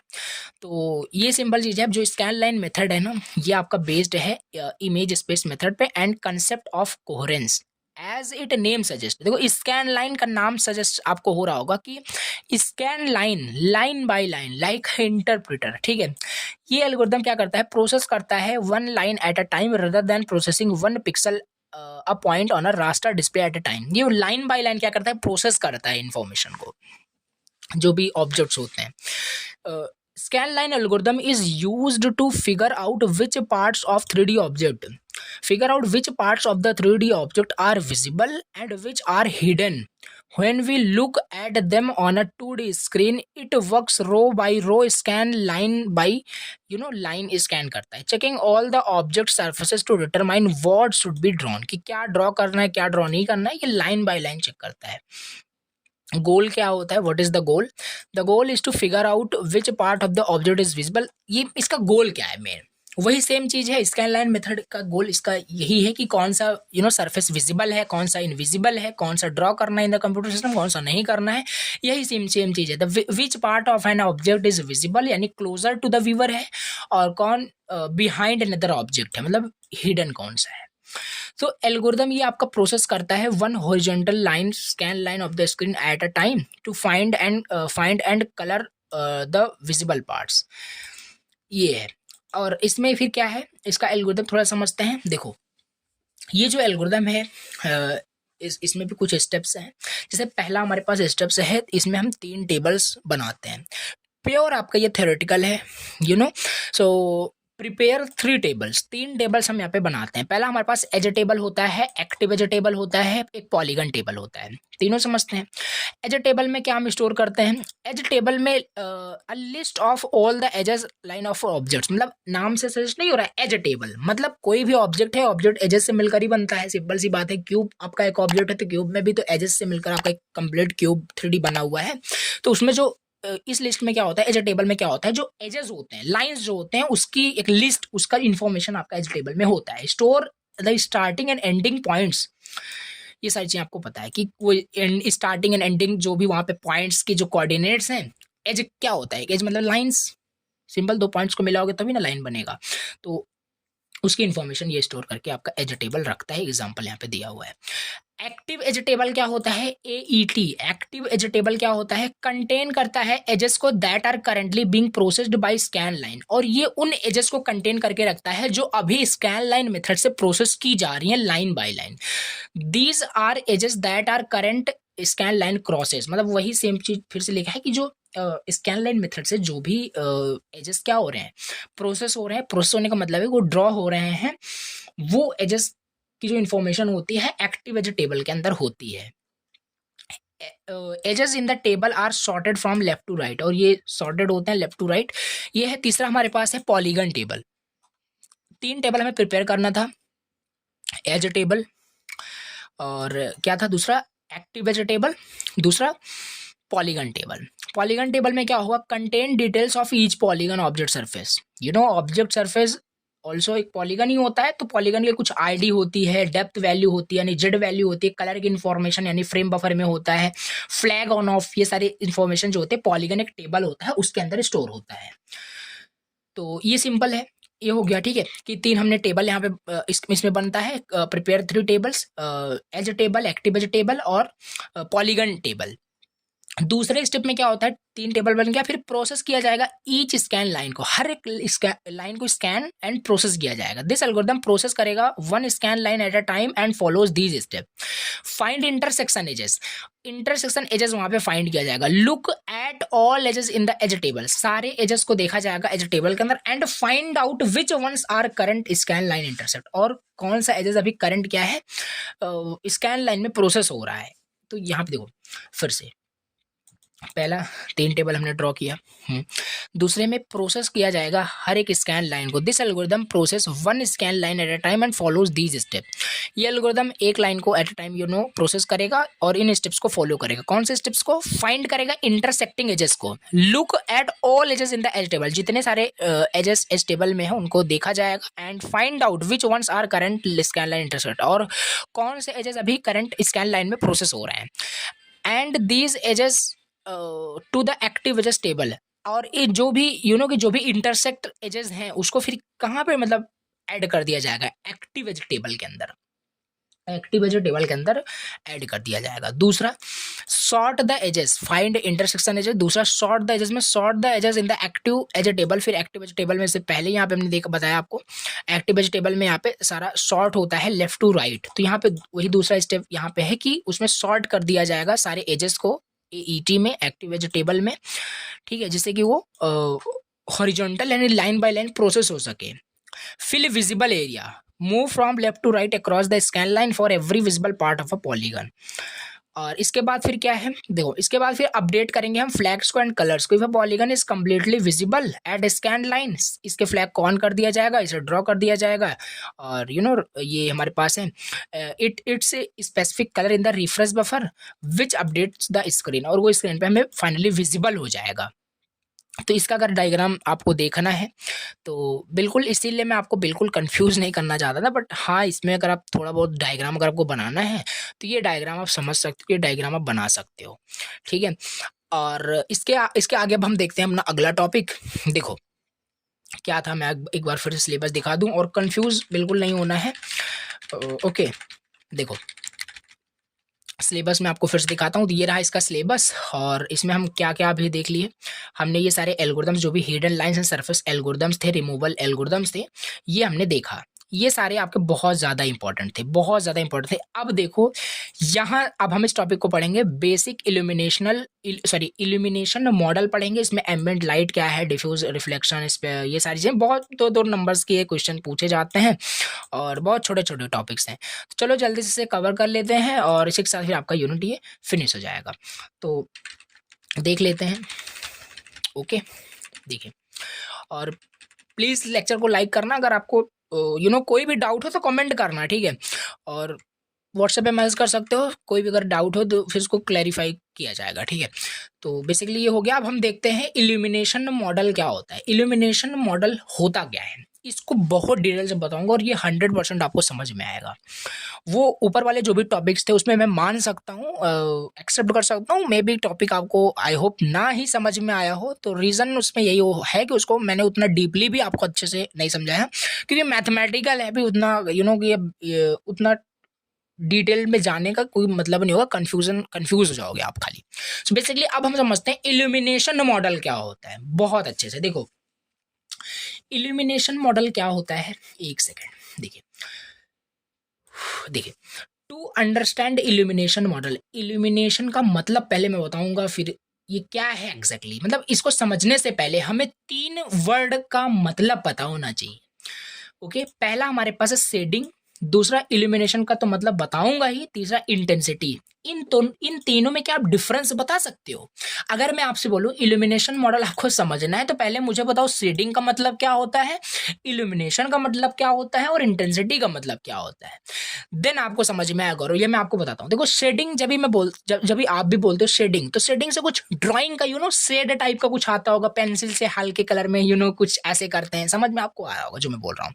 तो शेडिंग का मतलब वही एग्जैक्टली होता ही है जो सोच रहे हो, डार्क पोर्शन या लाइट पोर्शन किसी भी चीज का। आपने कोई ऑब्जेक्ट बनाया, अभी एग्जांपल से बताऊंगा, तो उसका आपने डार्क पोर्शन उसको ड्रॉ कर दिया, हल्के पेंसिल से जो भी हम करते हैं ना, शेड देते हैं किसी भी ऑब्जेक्ट को, किसी भी ड्राइंग को, तो वो शेडिंग होता है। चलिए ठीक है।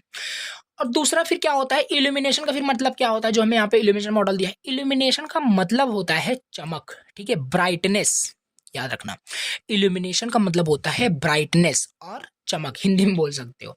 तीसरा इंटेंसिटी, इंटेंसिटी का मतलब होता है हिंदी में अगर आप सर्च करोगे इसे तो तीव्रता आता है, यानी इंटेंसिटी की। देखो जैसे हम देख नहीं रहे थे कि फ्रेम बफर में जो क्या होता था कि वहां पे कलर की इंफॉर्मेशन, कलर की इंटेंसिटी रहती थी, कितना अमाउंट ऑफ कलर की क्या तीव्रता, क्या इंटेंसिटी स्टोर है फ्रेम बफर में, वो मतलब क्वांटिटी की बात की जा रही, किसी भी चीज की क्वांटिटी वही इंटेंसिटी होता है। तो ये है, ये इंटेंसिटी का मतलब है क्वांटिटी ऑफ इल्यूमिनेशन। अब यहाँ पे हम समझते हैं what is actually illumination model का मतलब क्या होता है। अच्छा देखो, इसे हम क्या बोलते हैं, इल्यूमिनेशन मॉडल को हम शेडिंग मॉडल भी बोल सकते हैं, यहाँ पे इसीलिए मैंने तीनों बताया, शेडिंग मॉडल भी बोल सकते हैं, इल्यूमिनेशन मॉडल भी बोल सकते हैं, इंटेंसिटी मॉडल भी बोल सकते हैं, या लाइटिंग मॉडल भी बोल सकते हैं।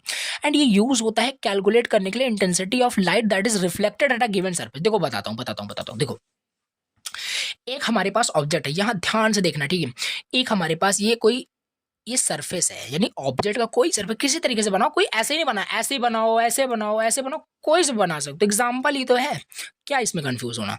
तो एक हमने क्या बनाया, एक सरफेस बना दिया, चलो एक सरफेस बना दिया। यहाँ पे कहीं हमारे पास है सन है, यानी लाइट सोर्स हम मान लेते हैं जहां से लाइट्स आ रही हैं, ठीक है। अब यहाँ से जो रेज आ रही हैं, जो लाइट्स आ रही है, जब इस ऑब्जेक्ट पे पड़ेंगी, इस ऑब्जेक्ट पे पड़ेंगी तो होगा क्या।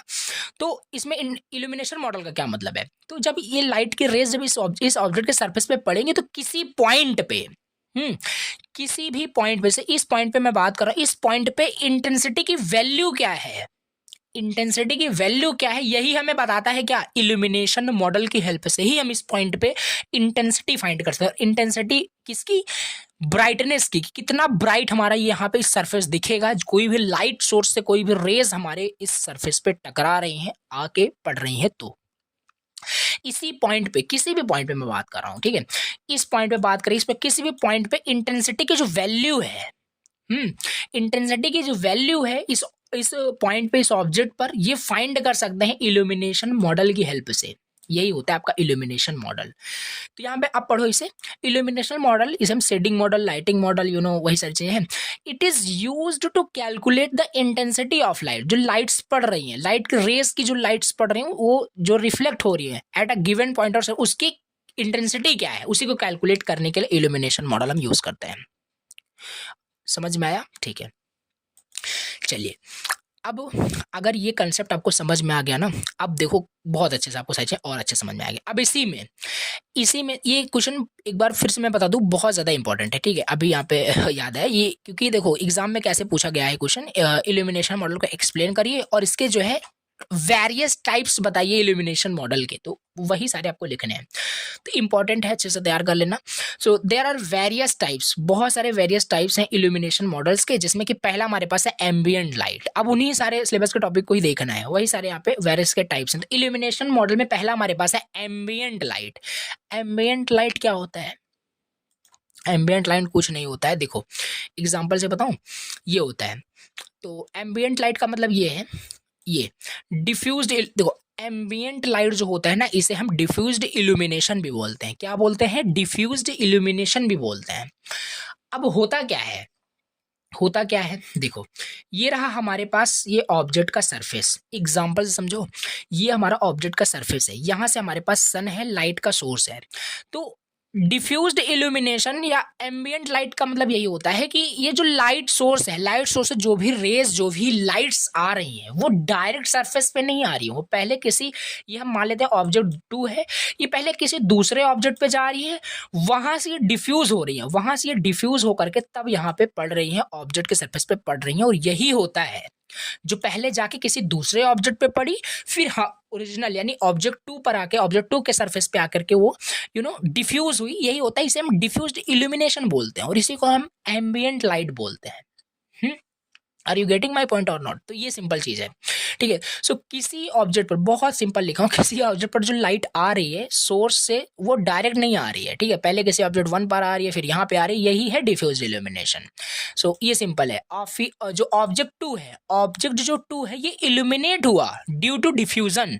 इल्यूमिनेट मतलब ये ब्राइट हुआ, यहाँ पे अगर ये पढ़ेंगे तो ये ब्राइट नहीं होगा ये सरफेस, तो ब्राइट क्यों हुआ? डिफ्यूजन के कारण, ठीक है। तो यही सिंपल है। तो इसे ही हम एम्बिएंट लाइट बोलते हैं, इसे हम एम्बिएंट लाइट बोलते हैं, और तोड़ते हैं इसे, ठीक है, और तोड़ते हैं और अच्छे से इसे हम समझते हैं, इसका थोड़ा सा मैथमेटिकल। तो डिफ्यूज्ड इल्यूमिनेशन पूछे, एम्बिएंट लाइट आपसे पूछ रहा है, एम्बिएंट लाइट आपसे पूछे तो फिगर बनाना, एग्जाम्पल देना, सारी चीजें आप कर सकते हो। तो पहला हमारे पास है एम्बिएंट लाइट। होता क्या है देखो, फिर समझते हैं, वो तो हमने वहां पे थोड़ा सा एग्जाम्पल टाइप का आपको बता दिया, अब यहाँ से थोड़ा थ्योरेटिकल। एम्बिएंट लाइट एक तरीके का, एम्बिएंट जो लाइट होता है एक तरीके का लाइट ही होता है, but sorry that is everywhere in the scene, it does not comes from a specific source. ये किसी स्पेसिफिक सोर्स से डायरेक्ट नहीं आता, जैसे मैंने बताया, but it is scattered around, ये हमारे स्कैटर्ड हो जाता है around, so it's lights about all objects evenly. This is light that's all around us, but it does not come from a specific source like the sun or a lamp. It just fills the space evenly. वही simple पीछे वाला लिखना है। एक example अगर इसमें ले लें तो बहुत क्लियर होगा। जैसे यहाँ पे लिखा है, इमेजिन करिए आप किसी रूम के अंदर जब रहते हो विद द लाइट्स ऑफ, और लाइट्स आप वहाँ पे बंद कर देते हो। जैसे आप एक रूम में हो और वहाँ पे अंधेरा है, यानी आपने लाइट्स को ऑफ कर दिया है, so you can still see the things around you, right? ये आपने नोटिस किया होगा, आप एक रूम में हो, रूम में अगर आप लाइट्स बंद भी कर देते हो अंधेरे में, still you are able to see the things around you, अभी भी आप कुछ चीजों को देख पाते हो, उस अंधेरे में भी देख पाते हो। That's because of the ambient light guys, ठीक है। वो एम्बिएंट लाइट ही होता है जो कहीं बाहर सोर्स से डायरेक्ट आपके रूम में तो नहीं आ रहा है, बट हाँ उसका कुछ जो कि जो ब्राइटनेस होता है, दूसरे ऑब्जेक्ट का जो ब्राइटनेस होता है वो आपके रूम में आ रहा होता है, यही होता है। That's because of ambient light is present. तो ये प्रूफ हो गया कि हाँ एम्बिएंट लाइट प्रेजेंट है, जो हम देख पाते हैं, स्टिल हम देख पाते हैं, हमारा लाइट्स भी ऑफ रहता है, फिर भी हम कुछ चीजें देख पाते हैं। तो ये सिंपल है। It could be the light coming from outside through Windows. तो ये सारी चीजें वहां पे है कि कैसे वो अदर ऑब्जेक्ट्स का जो लाइट है वो हमारे, यानी ऑब्जेक्ट हमारे रूम में आती है कि हम उसे देख पाते हैं, वो एम्बिएंट लाइट ही होता है। तो ये सिंपल चीज है, आपको समझ में आया होगा। तो अगर हम इसमें देखें इसका फॉर्मूला, अगर आपसे फॉर्मूला पूछा जाता है तो फॉर्मूला भी लिख सकते हो, बाकी इसमें कुछ मैथमेटिकल हमें नहीं करना है। तो I इज इक्वल टू के ए इंटू आई ए। आई क्या है? आई आपका टोटल एम्बिएंट लाइट दिया है, टोटल एम्बिएंट लाइट कैलकुलेट करना है। के ए आपका मटेरियल एम्बिएंट रिफ्लेक्शन कोफिशिएंट दिया है, how much the surface reflects ambient lights, और I A intensity of the ambient light. अगर ये ये याद रहेगा तो मे बी कभी आया तो नहीं, बट फ्यूचर में क्या हो क्या नहीं, कि 2 मार्क्स में आपसे क्वेश्चन पूछा जा सकता है कि टोटल एम्बिएंट लाइट कि दे दिया कुछ आपको जो रिक्वायरमेंट, के ए की वैल्यू दे दिया, आई ए की वैल्यू दे दिया, कैलकुलेट करो टोटल एम्बिएंट लाइट। फॉर्मूला पता होगा तभी ना सॉल्व कर पाओगे। तो ये सिंपल चीज है। एम्बिएंट लाइट आपको आई थिंक समझ में आया होगा। Ambient light and diffused illumination both are the same, दोनों सेम है, ये भी आप बना देना और एग्जाम्पल भी लिख देना वहाँ पे, इनसाइड रूम वाला, सारी चीजें आपकी हो जाएगी। तो ये हो गया हमारे पास एम्बिएंट लाइट क्या होता है। ये हम पढ़ के आ रहे हैं, इल्यूमिनेशन मॉडल के वेरियस टाइप्स पढ़ रहे हैं। पहला एम्बिएंट लाइट हो गया, या इसी का हम डिफ्यूज इल्यूमिनेशन बोलते हैं, ठीक है। तीसरा हमारे पास होता है डिफ्यूज्ड रिफ्लेक्शन, ये भी समझ में आएगा। डिफ्यूज्ड रिफ्लेक्शन क्या होता है, डिफ्यूज्ड रिफ्लेक्शन, अच्छा ओके देखो, ये था आपका लाइट सोर्स, अरे यार ये क्या है, देखो ये है आपका लाइट सोर्स, हम मान लेते हैं, ठीक है, ये लाइट सोर्स है। इस लाइट सोर्स से क्या है, लाइट्स आ रही थी, इस ऑब्जेक्ट पर पड़ी, ठीक है। नाम से क्लियर नहीं हो रहा, रिफ्लेक्शन होगा यहाँ पे। ये इसकी रेज इस ऑब्जेक्ट के सरफेस पर, इस ऑब्जेक्ट के सरफेस पर लाइट्स की रेज आके पड़ी और क्या हो गई है, लाइट रिफ्लेक्ट हो गई है, लाइट रिफ्लेक्ट हो गई, लाइट रिफ्लेक्ट हो चुकी हैं उसी डायरेक्शन में, ठीक है, डिफरेंट डिफरेंट डायरेक्शन में। अब किसी भी पॉइंट पे अगर आप चेक करोगे इंटेंसिटी की वैल्यू को, इंटेंसिटी की वैल्यू को अगर आप चेक करोगे ना, तो हर एक पॉइंट पे इंटेंसिटी की वैल्यू आपको इक्वल मिलेगी। यही होता है डिफ्यूज्ड रिफ्लेक्शन का कंसेप्ट, कि कोई ऑब्जेक्ट का कोई सरफेस था, उस पे लाइट सोर्स रेस आकर पड़ी और रिफ्लेक्ट हो गई डिफरेंट डायरेक्शंस में। तो उसी पॉइंट पे अगर हम इंटेंसिटी की वैल्यू किसी भी पॉइंट पे इंटेंसिटी की वैल्यू कैलकुलेट करें, वो इक्वल होगी, यही कंसेप्ट है। तो लिखा भी है diffuse reflection is when light hits a rough और मैट सरफेस और गेट स्कैटर्ड, और वो स्कैटर्ड हो जाते हैं, रिफ्लेक्ट हो जाते हैं मैनी डिफरेंट डायरेक्शंस में। So instead of bouncing off the कि ये सारी चीजें हैं, लाइक अ मिरर में अगर कोई चीज आपका कि पड़ता है तो वो रिफ्लेक्ट होती है, तो उसी तरीके से द लाइट स्प्रेड करता है, इवनली वो स्प्रेड करेगा डिफरेंट डायरेक्शन। तो डिफ्यूज्ड रिफ्लेक्शन ये तब होता है when light hits a surface and spread out evenly in all direction, it does not depends on where you are looking from. तो ये सिंपल आपको समझ में आएगा डिफ्यूज्ड रिफ्लेक्शन का मतलब क्या है। ये चीज मैथमेटिकल भी आप यहाँ पे राइट कर सकते हैं। इसका फॉर्मूला क्या है, इसका यहाँ पे फॉर्मूला क्या दिया है, देखो इसका फॉर्मूला यहाँ पे दिया है, आई की वैल्यू मतलब टोटल डिफ्यूज्ड लाइट कितना है, के यहाँ पे के मल्टीप्लाई आई एल हो जाएगा, कॉस थीटा हो जाएगा। थोड़ा सा मैथमेटिकल है, उतना डीपली नहीं जाना है, फॉर्मूला बस हमें याद रखना है। तो यहाँ पे होयर करके सारी चीज़ें दिया है, क्या यहाँ पे क्या है, तो ये सब आप रीड कर लेना। तो ये हो गया हमारे पास डिफ्यूज रिफ्लेक्शन का कंसेप्ट, कि डिफ्यूज रिफ्लेक्शन होता क्या है।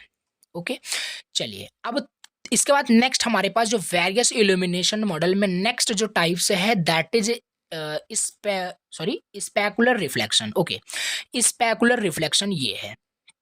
अब ये क्या आ गया यहाँ पे, चलो इसे बताते हैं। देखो स्पेकुलर रिफ्लेक्शंस होता क्या है, if specular reflections happens when lights hits a smooth, यहाँ पे तो दोनों सेम ही है। यहाँ पे ये डिफ्यूज रिफ्लेक्शन था, बट यहाँ पे नोटिस करना, ये जो ऑब्जेक्ट का सरफेस है ना, ये आपका क्या है, मैट सरफेस है, रफ सरफेस है, ठीक है, शाइनिंग और मतलब यहाँ पे आपका सरफेस नहीं है, मैट और रफ सरफेस यहाँ पे है। लेकिन यहाँ पे स्पेकुलर में क्या है, जब लाइट आपका हिट कर रहा है, वो स्मूथ सरफेस पे, शाइनिंग ऑब्जेक्ट के सरफेस पे क्या कर रहा है, लाइट हिट कर रहा है एंड बाउंस ऑफ कर रहा है इन अ सिंगल डायरेक्शन। यहाँ पे क्या था, दोनों में डिफरेंस समझो, उसमें डिफरेंट डिफरेंट डायरेक्शन में वो बाउंस ऑफ कर रहा था, बट यहाँ पे ऐसा नहीं है, यहाँ पे सिंगल डायरेक्शन में क्या कर रहा है, वो रिफ्लेक्ट कर रहा है। तो वही है आपका specular reflection. Like a mirror और अ शाइनी वाटर सरफेस की बात करें, this type of reflection creates a clear sharp reflection of the light source, यही है आपका स्पेकुलर रिफ्लेक्शन। सो ये है, think of it like this, यहाँ पे समझ सकते हो, इमेजिन करो you are looking at the mirror, example जैसे आप मिरर को देखते हो, when light hits the smooth surface of the mirror, it reflects off and you see a clear image of yourself, that's specular reflection guys. ठीक है, समझ में आया होगा कि इसमें वही है कि आप जब मिरर को देखते हो तो that just because of lights की आके वहां पे रिफ्लेक्ट होती हैं, तभी तो विजिबल आप अपने आप क्लियर इमेज अपने आप को देख पाते हो, that is a specular reflection. The light does not spread out, light spread out नहीं हो रहा है, it stays focused and creates a sharp and clear reflection. So ये सिंपल है।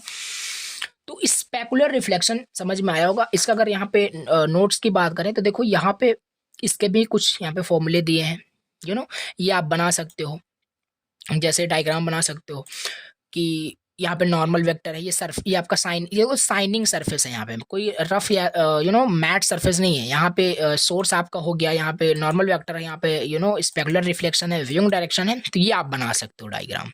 और यहाँ पे करके दिया है कौन सा चीज़ क्या क्या यहाँ पे है, तो ये रीड कर सकते हो। और ये मैं बताया अगर ये 7 मार्क्स में आता है ना तो खाली ऐसे ही पूछेगा, इल्यूमिनेशन मॉडल एक्सप्लेन करिए इसके वेरियस टाइप्स को, तो सारे टाइप्स आपको लिख देने हैं। अगर सिंगल पूछता है तो 2 मार्क्स से ज़्यादा ये नहीं पूछने वाला, क्योंकि उतना बड़ा टॉपिक ही नहीं है। तो ये है सिंपल, क्लियर हो गया होगा। अब इसी में हम देखते हैं अपना फोंग इल्यूमिनेशन मॉडल। ये भी क्या है, इल्यूमिनेशन मॉडल के वेरियस टाइप्स हैं, तो इसको भी हम डिटेल से समझ लेते हैं, फोंग इल्यूमिनेशन मॉडल। और अगर अभी तक आपने वेरियस मॉडल ऊपर वाले अच्छे से समझ लिए ना, तो ये भी आपको समझ में आ गया, क्योंकि ये क्या होता है, कॉम्बिनेशन होता है उन्हीं सब का। देखो यहाँ पे क्या है लिखा है, the Phong illumination model is use in the computer graphics to simulate how lights intersect with the surface, it is use to calculate how bright. वही सेम चीज है, इंटेंसिटी कैलकुलेट करना लाइट्स की, कितना सा आपका वो ब्राइट दिखेगा नहीं दिखेगा शाइनी सरफेस पे जब भी कोई लाइट्स हिट करता है। अब देखो ये आपका है क्या, तो ये सिंपल इसका तो कहानी हो गया, आप लिख दोगे फोंग इल्यूमिनेशन मॉडल जो है ना, ये कंबाइन करता है 3 कंपोनेंट्स को, ambient light, diffuse reflection, specular reflection. इन्हीं का कॉम्बिनेशन, इन 3 कंपोनेंट्स, 3 वेरियस मॉडल का कॉम्बिनेशन ही हमारा फोंग इल्यूमिनेशन मॉडल होता है।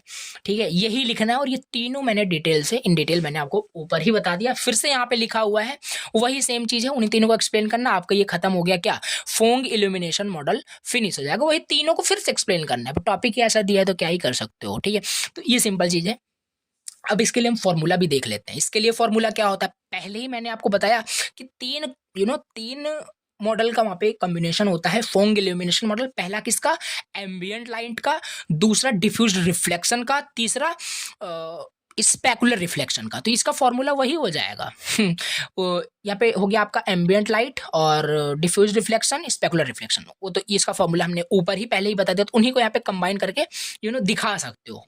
तो ये सब आपके पास रहेगा, आप राइट कर सकते हो, और ये सब चीज आपको पता है पहले से। चलो ये हो गया आपका फोंग इल्यूमिनेशन मॉडल आपका हो चुका है। फोंग इल्यूमिनेशन मॉडल आपका हो चुका है। अब इसी में हम देखते हैं वॉर्न इल्यूमिनेशन मॉडल क्या होता है। और इसको देखने से पहले एक सेकंड, यहाँ पे हम 44 पेज पे हैं। ठीक है, तो हम डायरेक्ट आ जाएंगे इसी पे। तो चलो मैं एक बार सिलेबस आपको फिर से दिखाता हूँ। तो मैं 1 पे जाता हूँ। ठीक है, 44 पे थे। ठीक है, ये है आपका सिलेबस। और सिलेबस में कहाँ कहाँ पहुंचे हैं सारी चीज़ मैं आपको दिखा दूँ, कि आपको कोई डाउट ना हो। ये सब हम पढ़ रहे थे, ठीक है, तो ये सब हमने पढ़ लिया। ठीक है, फोंग मॉडल, ये सारी चीज़ें, कंबाइंड अप्रोच भी हमने देखा। अब हमारे पास है वॉर्न मॉडल क्या होता है, वॉर्न मॉडल, और ये सारे टॉपिक्स बचे हुए हैं। तो चलो यहाँ पे देख लो, ये सारे टॉपिक्स यहाँ पे हम अब नेक्स्ट डिस्कस करने वाले हैं। So again 44 done. देखो सिंपल, अब हम समझ लेते हैं क्या होता है Warn illumination model. Warn illumination model क्या होता है, all the time we are using single light source in illumination model but in warn model। अभी तक हम क्या कर रहे थे, अभी तक हमने क्या देखा, एक लाइट सोर्स जो हो रहा था ना, वो सिंगल था, सिंगल लाइट सोर्स था, जो कि किसी भी सरफेस पर आके क्या कर रहा था, कि डिफ्यूज हो रहा था, रिफ्लेक्ट हो रहा था, सिंगल लाइट सोर्स से। But in Warn model we are using multiple light source. पहला ही डिफरेंस मिल गया आपको, की पॉइंट्स, कि मल्टीपल लाइट सोर्स यहाँ पे होता है लाइटिंग इफेक्ट क्रिएट करने के लिए सारी चीजें। So the Warn illumination model also known as Warn shading, इसे हम वॉर्न शेडिंग भी कहते हैं, इज अनदर मेथड यूज होता है कंप्यूटर ग्राफिक्स में सिमुलेट करने के लिए how lights intersect with the surface. It is an improvement over the Phong model, specifically design to simulate smooth curve and more accurately. तो इसमें आप बता सकते हैं ये फोंग मॉडल का एक इम्प्रूव्ड वर्जन है, जिसमें कि वॉर्न इल्यूमिनेशन मॉडल क्या करते हैं, वॉर्न शेडिंग भी कहते हैं, और इसमें मल्टीपल लाइट सोर्स होते हैं। लिखने का कंटेंट आपके पास बहुत सारा रहेगा, आप राइट कर सकते हैं। चलिए अब इसमें अगर हम और बात करें तो इसमें लिखा है in the Warn model the key idea जो है, key idea is that lighting calculation are done at each vertex corner of a polygon and then the resulting, आगे क्या है, colors are interpolated blended across the surface of the polygon. This makes it more efficient and gives a smoother appearance than the fog model in the certain cases. ठीक है। तो Warne model खाली अगर ये आता है अगेन कंबाइन ही होकर के आता है। बाकी अगर ये आता भी है तो आपको लिखना है, सिंपल है कि इसमें वही सेम चीज बताया पहले से कि ये भी आपका क्या करता है कि हाउ ब्राइट, कितना ब्राइट आपका इंटेंसिटी, वही अगेन कैलकुलेट करने के लिए पहला ही कंसेप्ट मैंने बताया था इल्यूमिनेशन मॉडल का, वही सेम चीज सभी में आपका ये मॉडल अप्लाई होगा। Intensity at any point of the surface calculate करने के लिए सारे मॉडल्स आए हुए हैं। इसमें से वॉर्न मॉडल ये है कि इसमें मल्टीपल सोर्स होता है, इसे वॉर्न शेडिंग कहते हैं। और ये स्मूथ सरफेस, कर्व सरफेस पे भी मोर एक्यूरेटली तरीके से काम करता है। It is N improve version of the fog model. लिखने का बहुत सारे आप लिख सकते हैं। ये हो गया। अब इसी में हमारे पास देखो बहुत छोटे छोटे टॉपिक्स हैं। अब इसी में हमारे पास आता है इंटेंसिटी अटेन्यूएशन। क्या होता है इंटेंसिटी अटेन्यूएशन? चलो, इंटेंसिटी का मतलब तो हमने समझा था। अब ये अटेन्यूएशन का मतलब क्या आ गया? देखो, इंटेंसिटी अटेन्यूएशन एक तरीका है डिस्क्राइब करने के लिए कि how lights gets weaker as it travels further from the light source. ठीक है, सिंपल सी बात है। जैसे एग्जांपल लेते हैं, देखो यहाँ पे कोई पर्सन है, ठीक है, यहाँ पे कोई पर्सन है, बट ऐसा कोई रियल में मत समझ लेना, ठीक है। यहाँ से जितने अब यहाँ पे कोई पर्सन है, अब मान लेते हैं यहाँ पे कुछ शूटिंग वगैरह हो रही है, ठीक है। ये पर्सन क्या कर रहा है, ये इसके पास क्या है, इसके पास एक गन है, और इस गन से क्या कर रहा है, इस पर्सन को शूट कर रहा है। अब ये पर्सन जितना ज्यादा दूर होगा, उतने दूर से अगर ये फायरिंग करता है तो ये जो इसकी जो बुलेट है वो आते आते क्या होगी, वीकर हो जाएगी, उसकी स्पीड काफी कम हो जाएगा। मे भी पर्सन को लगे या ना लगे कि यहाँ आकर के ऐसे गिर जाए, ठीक है, ऐसा भी हो सकता है। तो यही होता है अटेन्यूएशन। बताते हैं, समझो। तो यहाँ पे वही लिखा है, way to describe how lights how bullets, example, how bullets gets weaker as it travel farther from the light source। मतलब जितने दूर से वो ट्रेवल करेगा उतना वीकर वो हो जाएगा। तो ये है, इट एक्सप्लेन व्हाई, क्या लिखा है, it explain why light does not look at the bright when you are far away from it. और यही कारण है कि लाइट हमें क्यों ब्राइट ज्यादा नहीं दिखता, क्योंकि हमसे काफी ज्यादा दूर होता है। सो एक एग्जांपल लें तो लिखा है यहाँ पे, think of it like this, the farther you are from a light the dimmer it seems. Yes, absolutely, जितना ज्यादा आप लाइट से दूर रहते हो उतना डिमर आपको वो प्रतीत होता है, ठीक है। तो इन कंप्यूटर ग्राफिक्स वही अगर हम देखें तो वही लिखा हुआ है, when we simulate how lights affects an object we need to consider this effect of light getting weaker as it moves away from its. This effect is very important for making objects more realistic. तो यही simple है। For the 2 marks important, again intensity attenuation क्या होता है कि farther from the light source, अगर कोई भी लाइट ट्रेवल करती हैं कि लॉन्ग डिस्टेंस से, तो वो आते आते क्या होती है, गेट्स वीकर। तो यही होता है अटेन्यूएशन का सिंपल मतलब। उसकी उसका जो इंटेंसिटी है, ब्राइटनेस ऑफ द लाइट, वो कम हो गया, ठीक है, वीक हो गया। दैट्स वाई कि हमें जो भी सरफेस या ऑब्जेक्ट पे जहां पे भी लाइट आ रही है वो मतलब डिमर दिखेगी, मतलब कहने का मतलब है। तो ये सिंपल है, इंटेंसिटी अटेन्यूएशन, क्लियर, ओके। अब इसके बाद हम यहाँ पे देखते हैं कि कलर कंसिडरेशन क्या होता है। कलर कंसिडरेशन क्या होता है ये समझते हैं। अच्छा, color consideration in a computer graphics is the process of deciding how to represent and calculate the color of an object in a scene based on how light intersect with it in a simple term। देखो, colour consideration, colour का मतलब होता है आपको पता है, consideration का मतलब कि कंसिडर करना, कौन सा कलर कैसे दिखेगा, क्या करना, यही सब आपको लिखना है। तो यहाँ पे वही है कि deciding how to represent and calculate the colour of an object. किसी भी ऑब्जेक्ट का कलर कैसे कैलकुलेट करना है, कैसे वो ऑब्जेक्ट दिखेगा in a scene based on how light intersect with it. So simple term में बताएं, it's how we figure out the colour we see on an object when lights hit it, ठीक है। तो ये बेसिकली हमारे पास है। एक सेकंड थोड़ा सा होल्ड रखना, ठीक है, एक कॉल आ रही है, एक सेकंड कट करो इससे, ठीक है। देखिए, हाँ, हम कहाँ पे थे, तो कलर कंसिडरेशन हम देख रहे थे, समझ में आया होगा। इन द रियल वर्ल्ड अगर हम समझें, रियल वर्ल्ड सिनेरियो में अगर हम इसे समझें, तो जब लाइट से हिट करता है किसी भी ऑब्जेक्ट को, द ऑब्जेक्ट रिफ्लेक्ट करता है सर्टेन वेवलेंथ से, कलर एंड कुछ अब्सॉर्ब भी हो जाती है। This is what makes object look a certain colour of our eyes. In computer graphics we need to simulate this behaviour to make the object look realistic. How does light affect colour? अब ये light कैसे colour को affect करता है? Different types of light, like sunlight, artificial light, different types के lights होते हैं। तो ये सिंपल चीज़ है।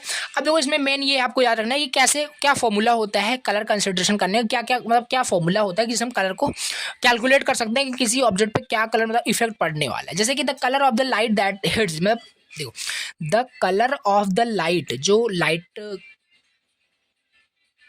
एक second, the colour of the light that hits it, जो हिट कर रहा है किसी भी सरफेस पे, वो आपका हो गया how the object reflect the light. अब कैसे ऑब्जेक्ट रिफ्लेक्ट कर रहा है लाइट को, हाउ शाइनी और matte it is, the material of the object, it is red green blue, क्या है। फॉर्मूला यहाँ पे दिया है। जैसे यहाँ पे ये आपका फाइनल कलर होगा ऑब्जेक्ट का, ये आपका एम्बियंट कलर क्या है उसका, और ये डिफ्यूज्ड उसका कलर क्या है, और स्पेकुलर कलर क्या है, तीनों को कंबाइन करेंगे फाइनल कलर मिलेगा। तो ये कलर कंसिडरेशन का मतलब यही होता है, इसे रीड आउट करना थोड़ा सा, ठीक है। चलो अब यहाँ पे हम समझते हैं कि इसी में हमारे पास नेक्स्ट, ये काफ़ी इंपॉर्टेंट है, ये भी काफ़ी इंपॉर्टेंट है, एक बार एग्जाम में ये आया हुआ क्वेश्चन है, इसी वजह से यहाँ पे इसका मेंशन मैंने कर दिया है। तो RGB एंड CMY मॉडल क्या होता है, और कुछ नहीं है, आपको ऑलरेडी पता है। RGB means what, red green blue, and CMY मतलब श्यान, मतलब यहाँ पे क्या था, श्यान मजेंटा एंड येलो करके ऐसे होता है आपका, ठीक है। तो इन सब के साथ हम खेल सकते हैं, मतलब कि एक मॉडल होता है, जैसे कि कलर फॉर्मेशन होता है, कलर फॉर्मेशन का एक मॉडल होता है RGB एंड CMY। डिफरेंट यहाँ पे हम इंटेंसिटी को मिलाएंगे, रेड की इंटेंसिटी ग्रीन को इंटेंसिटी को मिलाएंगे तो कुछ कलर फॉर्म होता है। ये सारी चीज़ें आपको ऑलरेडी आती होगी। RGB क्या है, RGB colour model is the way, ये सब आपको आई होप आपको आता होगा, ठीक है, कि जैसे आपने पढ़ा होगा, आप अगर आप कोडिंग वगैरह करते हैं तो जैसे आपको कुछ कलर देना होता है, तो कलर सिस्टम में हमारे पास एक RGB सिस्टम होता है, ठीक है। RGB सिस्टम होता है जहाँ पे हमारे पास रेड ग्रीन ब्लू, ठीक है, ये कलर होते हैं, वाकई में कलर होते हैं। यहाँ पे इन सब की वैल्यू क्या होती है, 0 से 255 के बीच में इनकी मतलब इंटेंसिटी होती है। जैसे हम मान लेते हैं हमने रेड का रेड का हमने क्वांटिटी जो लिया, इंटेंसिटी मतलब क्वांटिटी ऑफ एनीथिंग, मतलब यहाँ पे 10 हमने लिया। ग्रीन का हमने यहाँ पे मान लेते हैं 101 ले लिया, मतलब रैंडमली हम कुछ पिक कर रहे हैं, ठीक है। ब्लू का हमने यहाँ पे इंटेंसिटी मान लेते हैं 199 ले लिया। तो जब इनको हम फॉर्म करेंगे, इनको जब मिलाएंगे ना, तो एक नया कलर हमारे पास फॉर्म हो जाएगा। दैट मीन्स कि सिंपल कलर फॉर्मेशन हो रहा है। तो यही है simple. How does RGB work कैसे करता है, वही सेम चीज लिखा हुआ है यहाँ पे, इसे प्लीज रीड करना, बहुत इजी लैंग्वेज में लिखा है, इसमें कुछ भी बताने जैसा है नहीं, मैं लाइन टू लाइन रीड करूँ बिल्कुल यहाँ पे नहीं, आप समझ जाओगे, रीड करना। CMY कलर मॉडल वही है, जैसे रेड ग्रीन ब्लू था, यहाँ पे सियान मजेंटा एंड येलो। अब जैसे 3 कलर को हम पीछे मिला रहे थे, हो रहा है ऐसे, ये भी इनका भी वही फॉर्मेशन होता है। अब ये कहाँ यूज होते हैं, इसको रीड करोगे ना समझ में आ गई। Printing and other subtractive colour system में यूज होते हैं। और RGB कहाँ यूज होते हैं, यहाँ पे देख सकते हो कहाँ इसमें यूज होते हैं, यहाँ सारी चीजें यहाँ पे लिखी हुई है, ठीक है। Mostly use in device like TV, computer system या कैमराज या वेबसाइट वगैरह में जो भी आप कलर्स देखते हो, डिफरेंट बटन के कलर होते हैं, वो सब RGB फॉर्मेट में ही होते हैं। बेसिकली ये सारी चीज़ें होती है। अब इसको भी आप रीड करना, इसमें देखो कुछ है नहीं, वैसे मैं आपको लाइन टू लाइन पढ़ नहीं रहा हूँ, इसे रीड करना। CMY मतलब बता दिया कंसेप्ट आपको कि 3 हमारे पास कलर होते हैं, इनको जब डिफरेंट कलर को मिलाओगे, इनकी इंटेंसिटी को मिलाओगे, 0 to 255 के बीच में इनका क्या होता है, इंटेंसिटी होता है। डिफरेंट इंटेंसिटी को डिफरेंट कलर को मिलाओगे तो डिफरेंट कलर वहाँ पे फॉर्म होने वाला है। तो यही होता है, इन सब कलर का क्या क्या मॉडल है, और ये कलर फॉर्मेशन मॉडल के टाइप्स होते हैं, याद रखना है। चलिए लास्ट टॉपिक हमारे पास यहाँ पे है ट्रांसपेरेंसी एंड शैडो के बारे में, और ये टॉपिक काफ़ी इंटरेस्टिंग है, इंपॉर्टेंट बिल्कुल भी नहीं बोलूंगा क्योंकि कभी आया नहीं है, मे भी आ सकता है। चलिए ट्रांसपेरेंसी क्या होता है, शैडो क्या होता है, सभी को पता है, फिर से वही हमें पढ़ना है। ट्रांसपेरेंसी क्या होता है, सिंपल, आप एक जैसे इसे थोड़ा सा देखो, इसे आओ इसी से क्लियर कर लेते हैं, 1 सेकंड नहीं लगेगा इसे समझने में, ठीक है। चलो यहाँ पे देखो, यहाँ पे से 1 सेकंड यहाँ पे दिया है, ये देखो ये देखो सिंपल, ये क्या है, आपको एक ऑब्जेक्ट दिख रहा होगा, सिंपल ग्लास, ठीक है। तो ये ग्लास क्या है, सिंपल ये ट्रांसपेरेंट ग्लास है, यानी आप इसके पीछे की सरफेस को देख पा रहे हो, ट्रांसपेरेंट है। दैट मीन्स यही होता है ट्रांसपेरेंसी यही होता है, और कुछ थोड़ी ना होता है कि हम इसके आर पार देख पा रहे हैं। We can see through the इसके ग्लास के पीछे भी, बैक सरफेस को भी हम देख पा रहे हैं, सारी चीजें कि उसके पीछे क्या है। और शैडो क्या है, शैडो यहाँ पे ये देखो, जो इस पे देखो, यहाँ पे ये नीचे जो दिख रहा है आपको, ये है इसका शैडो, लेकिन ये सॉफ्ट शैडो है। अब देखो soft shadow and hard shadow ये क्या होता है, इसको थोड़ा समझ लेते हैं। तो यहाँ पे देखो ट्रांसपेरेंसी और शैडो आप विजुलाइज कर लिए, थ्योरेटिकल बस वही लिखा हुआ है, तो इसमें काफी सारे टाइप्स हैं। Transparency refer to ability of an object, मतलब वही सेम चीज देख पाना, उसे रीड करना प्लीज, ठीक। यहाँ पे अब हाउ डज ट्रांसपेरेंसी वर्क, इसलिए क्योंकि ये जो भी लिखा हो ना, काफ़ी इजी लैंग्वेज में सारी चीज़ें हैं, आप रीड करोगे तो समझ में आपको खुद ही आ जाएगा, ठीक है। तो ये सिंपल चीज़, इसको फिर से रीड करके मैं आपको एग्जैक्टली बताऊँ लाइन टू लाइन मीनिंग, तो 10 मिनट फालतू का आपको ये जो वीडियो है लंबा हो जाएगा। तो ये सिंपल चीज़ है। हमने ट्रांसपेरेंसी का मतलब आपको आता था, ऑलरेडी देख भी लिया। हाउ डज ट्रांसपेरेंसी वर्क, कैसे फुली ट्रांसपेरेंट कोई भी चीज़ होता है, या पार्शियली ट्रांसपेरेंट कोई भी चीज़ होता है, या ओपैक कोई चीज़ होता है, ये तीन होते हैं। ट्रांसपेरेंसी कैसे होता है, जैसे कि अल्फा, ये आपको पता होगा, ये आपको पता होगा, ठीक है, RGBA, और ये सारी चीजें आपको आनी चाहिए, आई होप, ठीक है। RGB हमने कलर मॉडल तो देख लिया कैसे फॉर्म होता है। इसमें हमारे पास एक होता है ए मतलब अल्फा, मतलब ये जो कलर फॉर्म होगा इसका मतलब ओपेसिटी कितना होगा। ए की वैल्यू जो होती है 0 और 1 के बीच में होती है, वेयर 1 का मतलब है कि पूरा विजिबल होगा कलर, 0 मतलब है बिल्कुल भी विजिबल नहीं होगा, इसके बीच में होगा, या मतलब ओपेसिटी दिखाएगा कितना कलर विजिबल होने वाला है। रीड करना, बता दिया, कंसेप्ट वही है। तो ये सिंपल चीज था, ठीक है।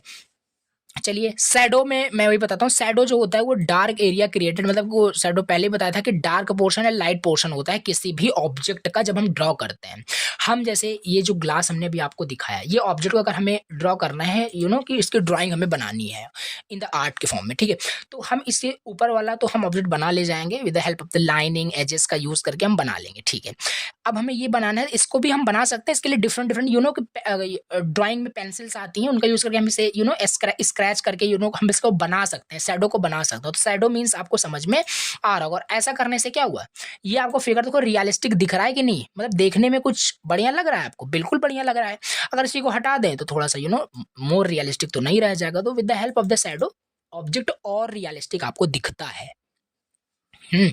तो वही सब आपको लिखना है। Shadow are created by light sources, ये है।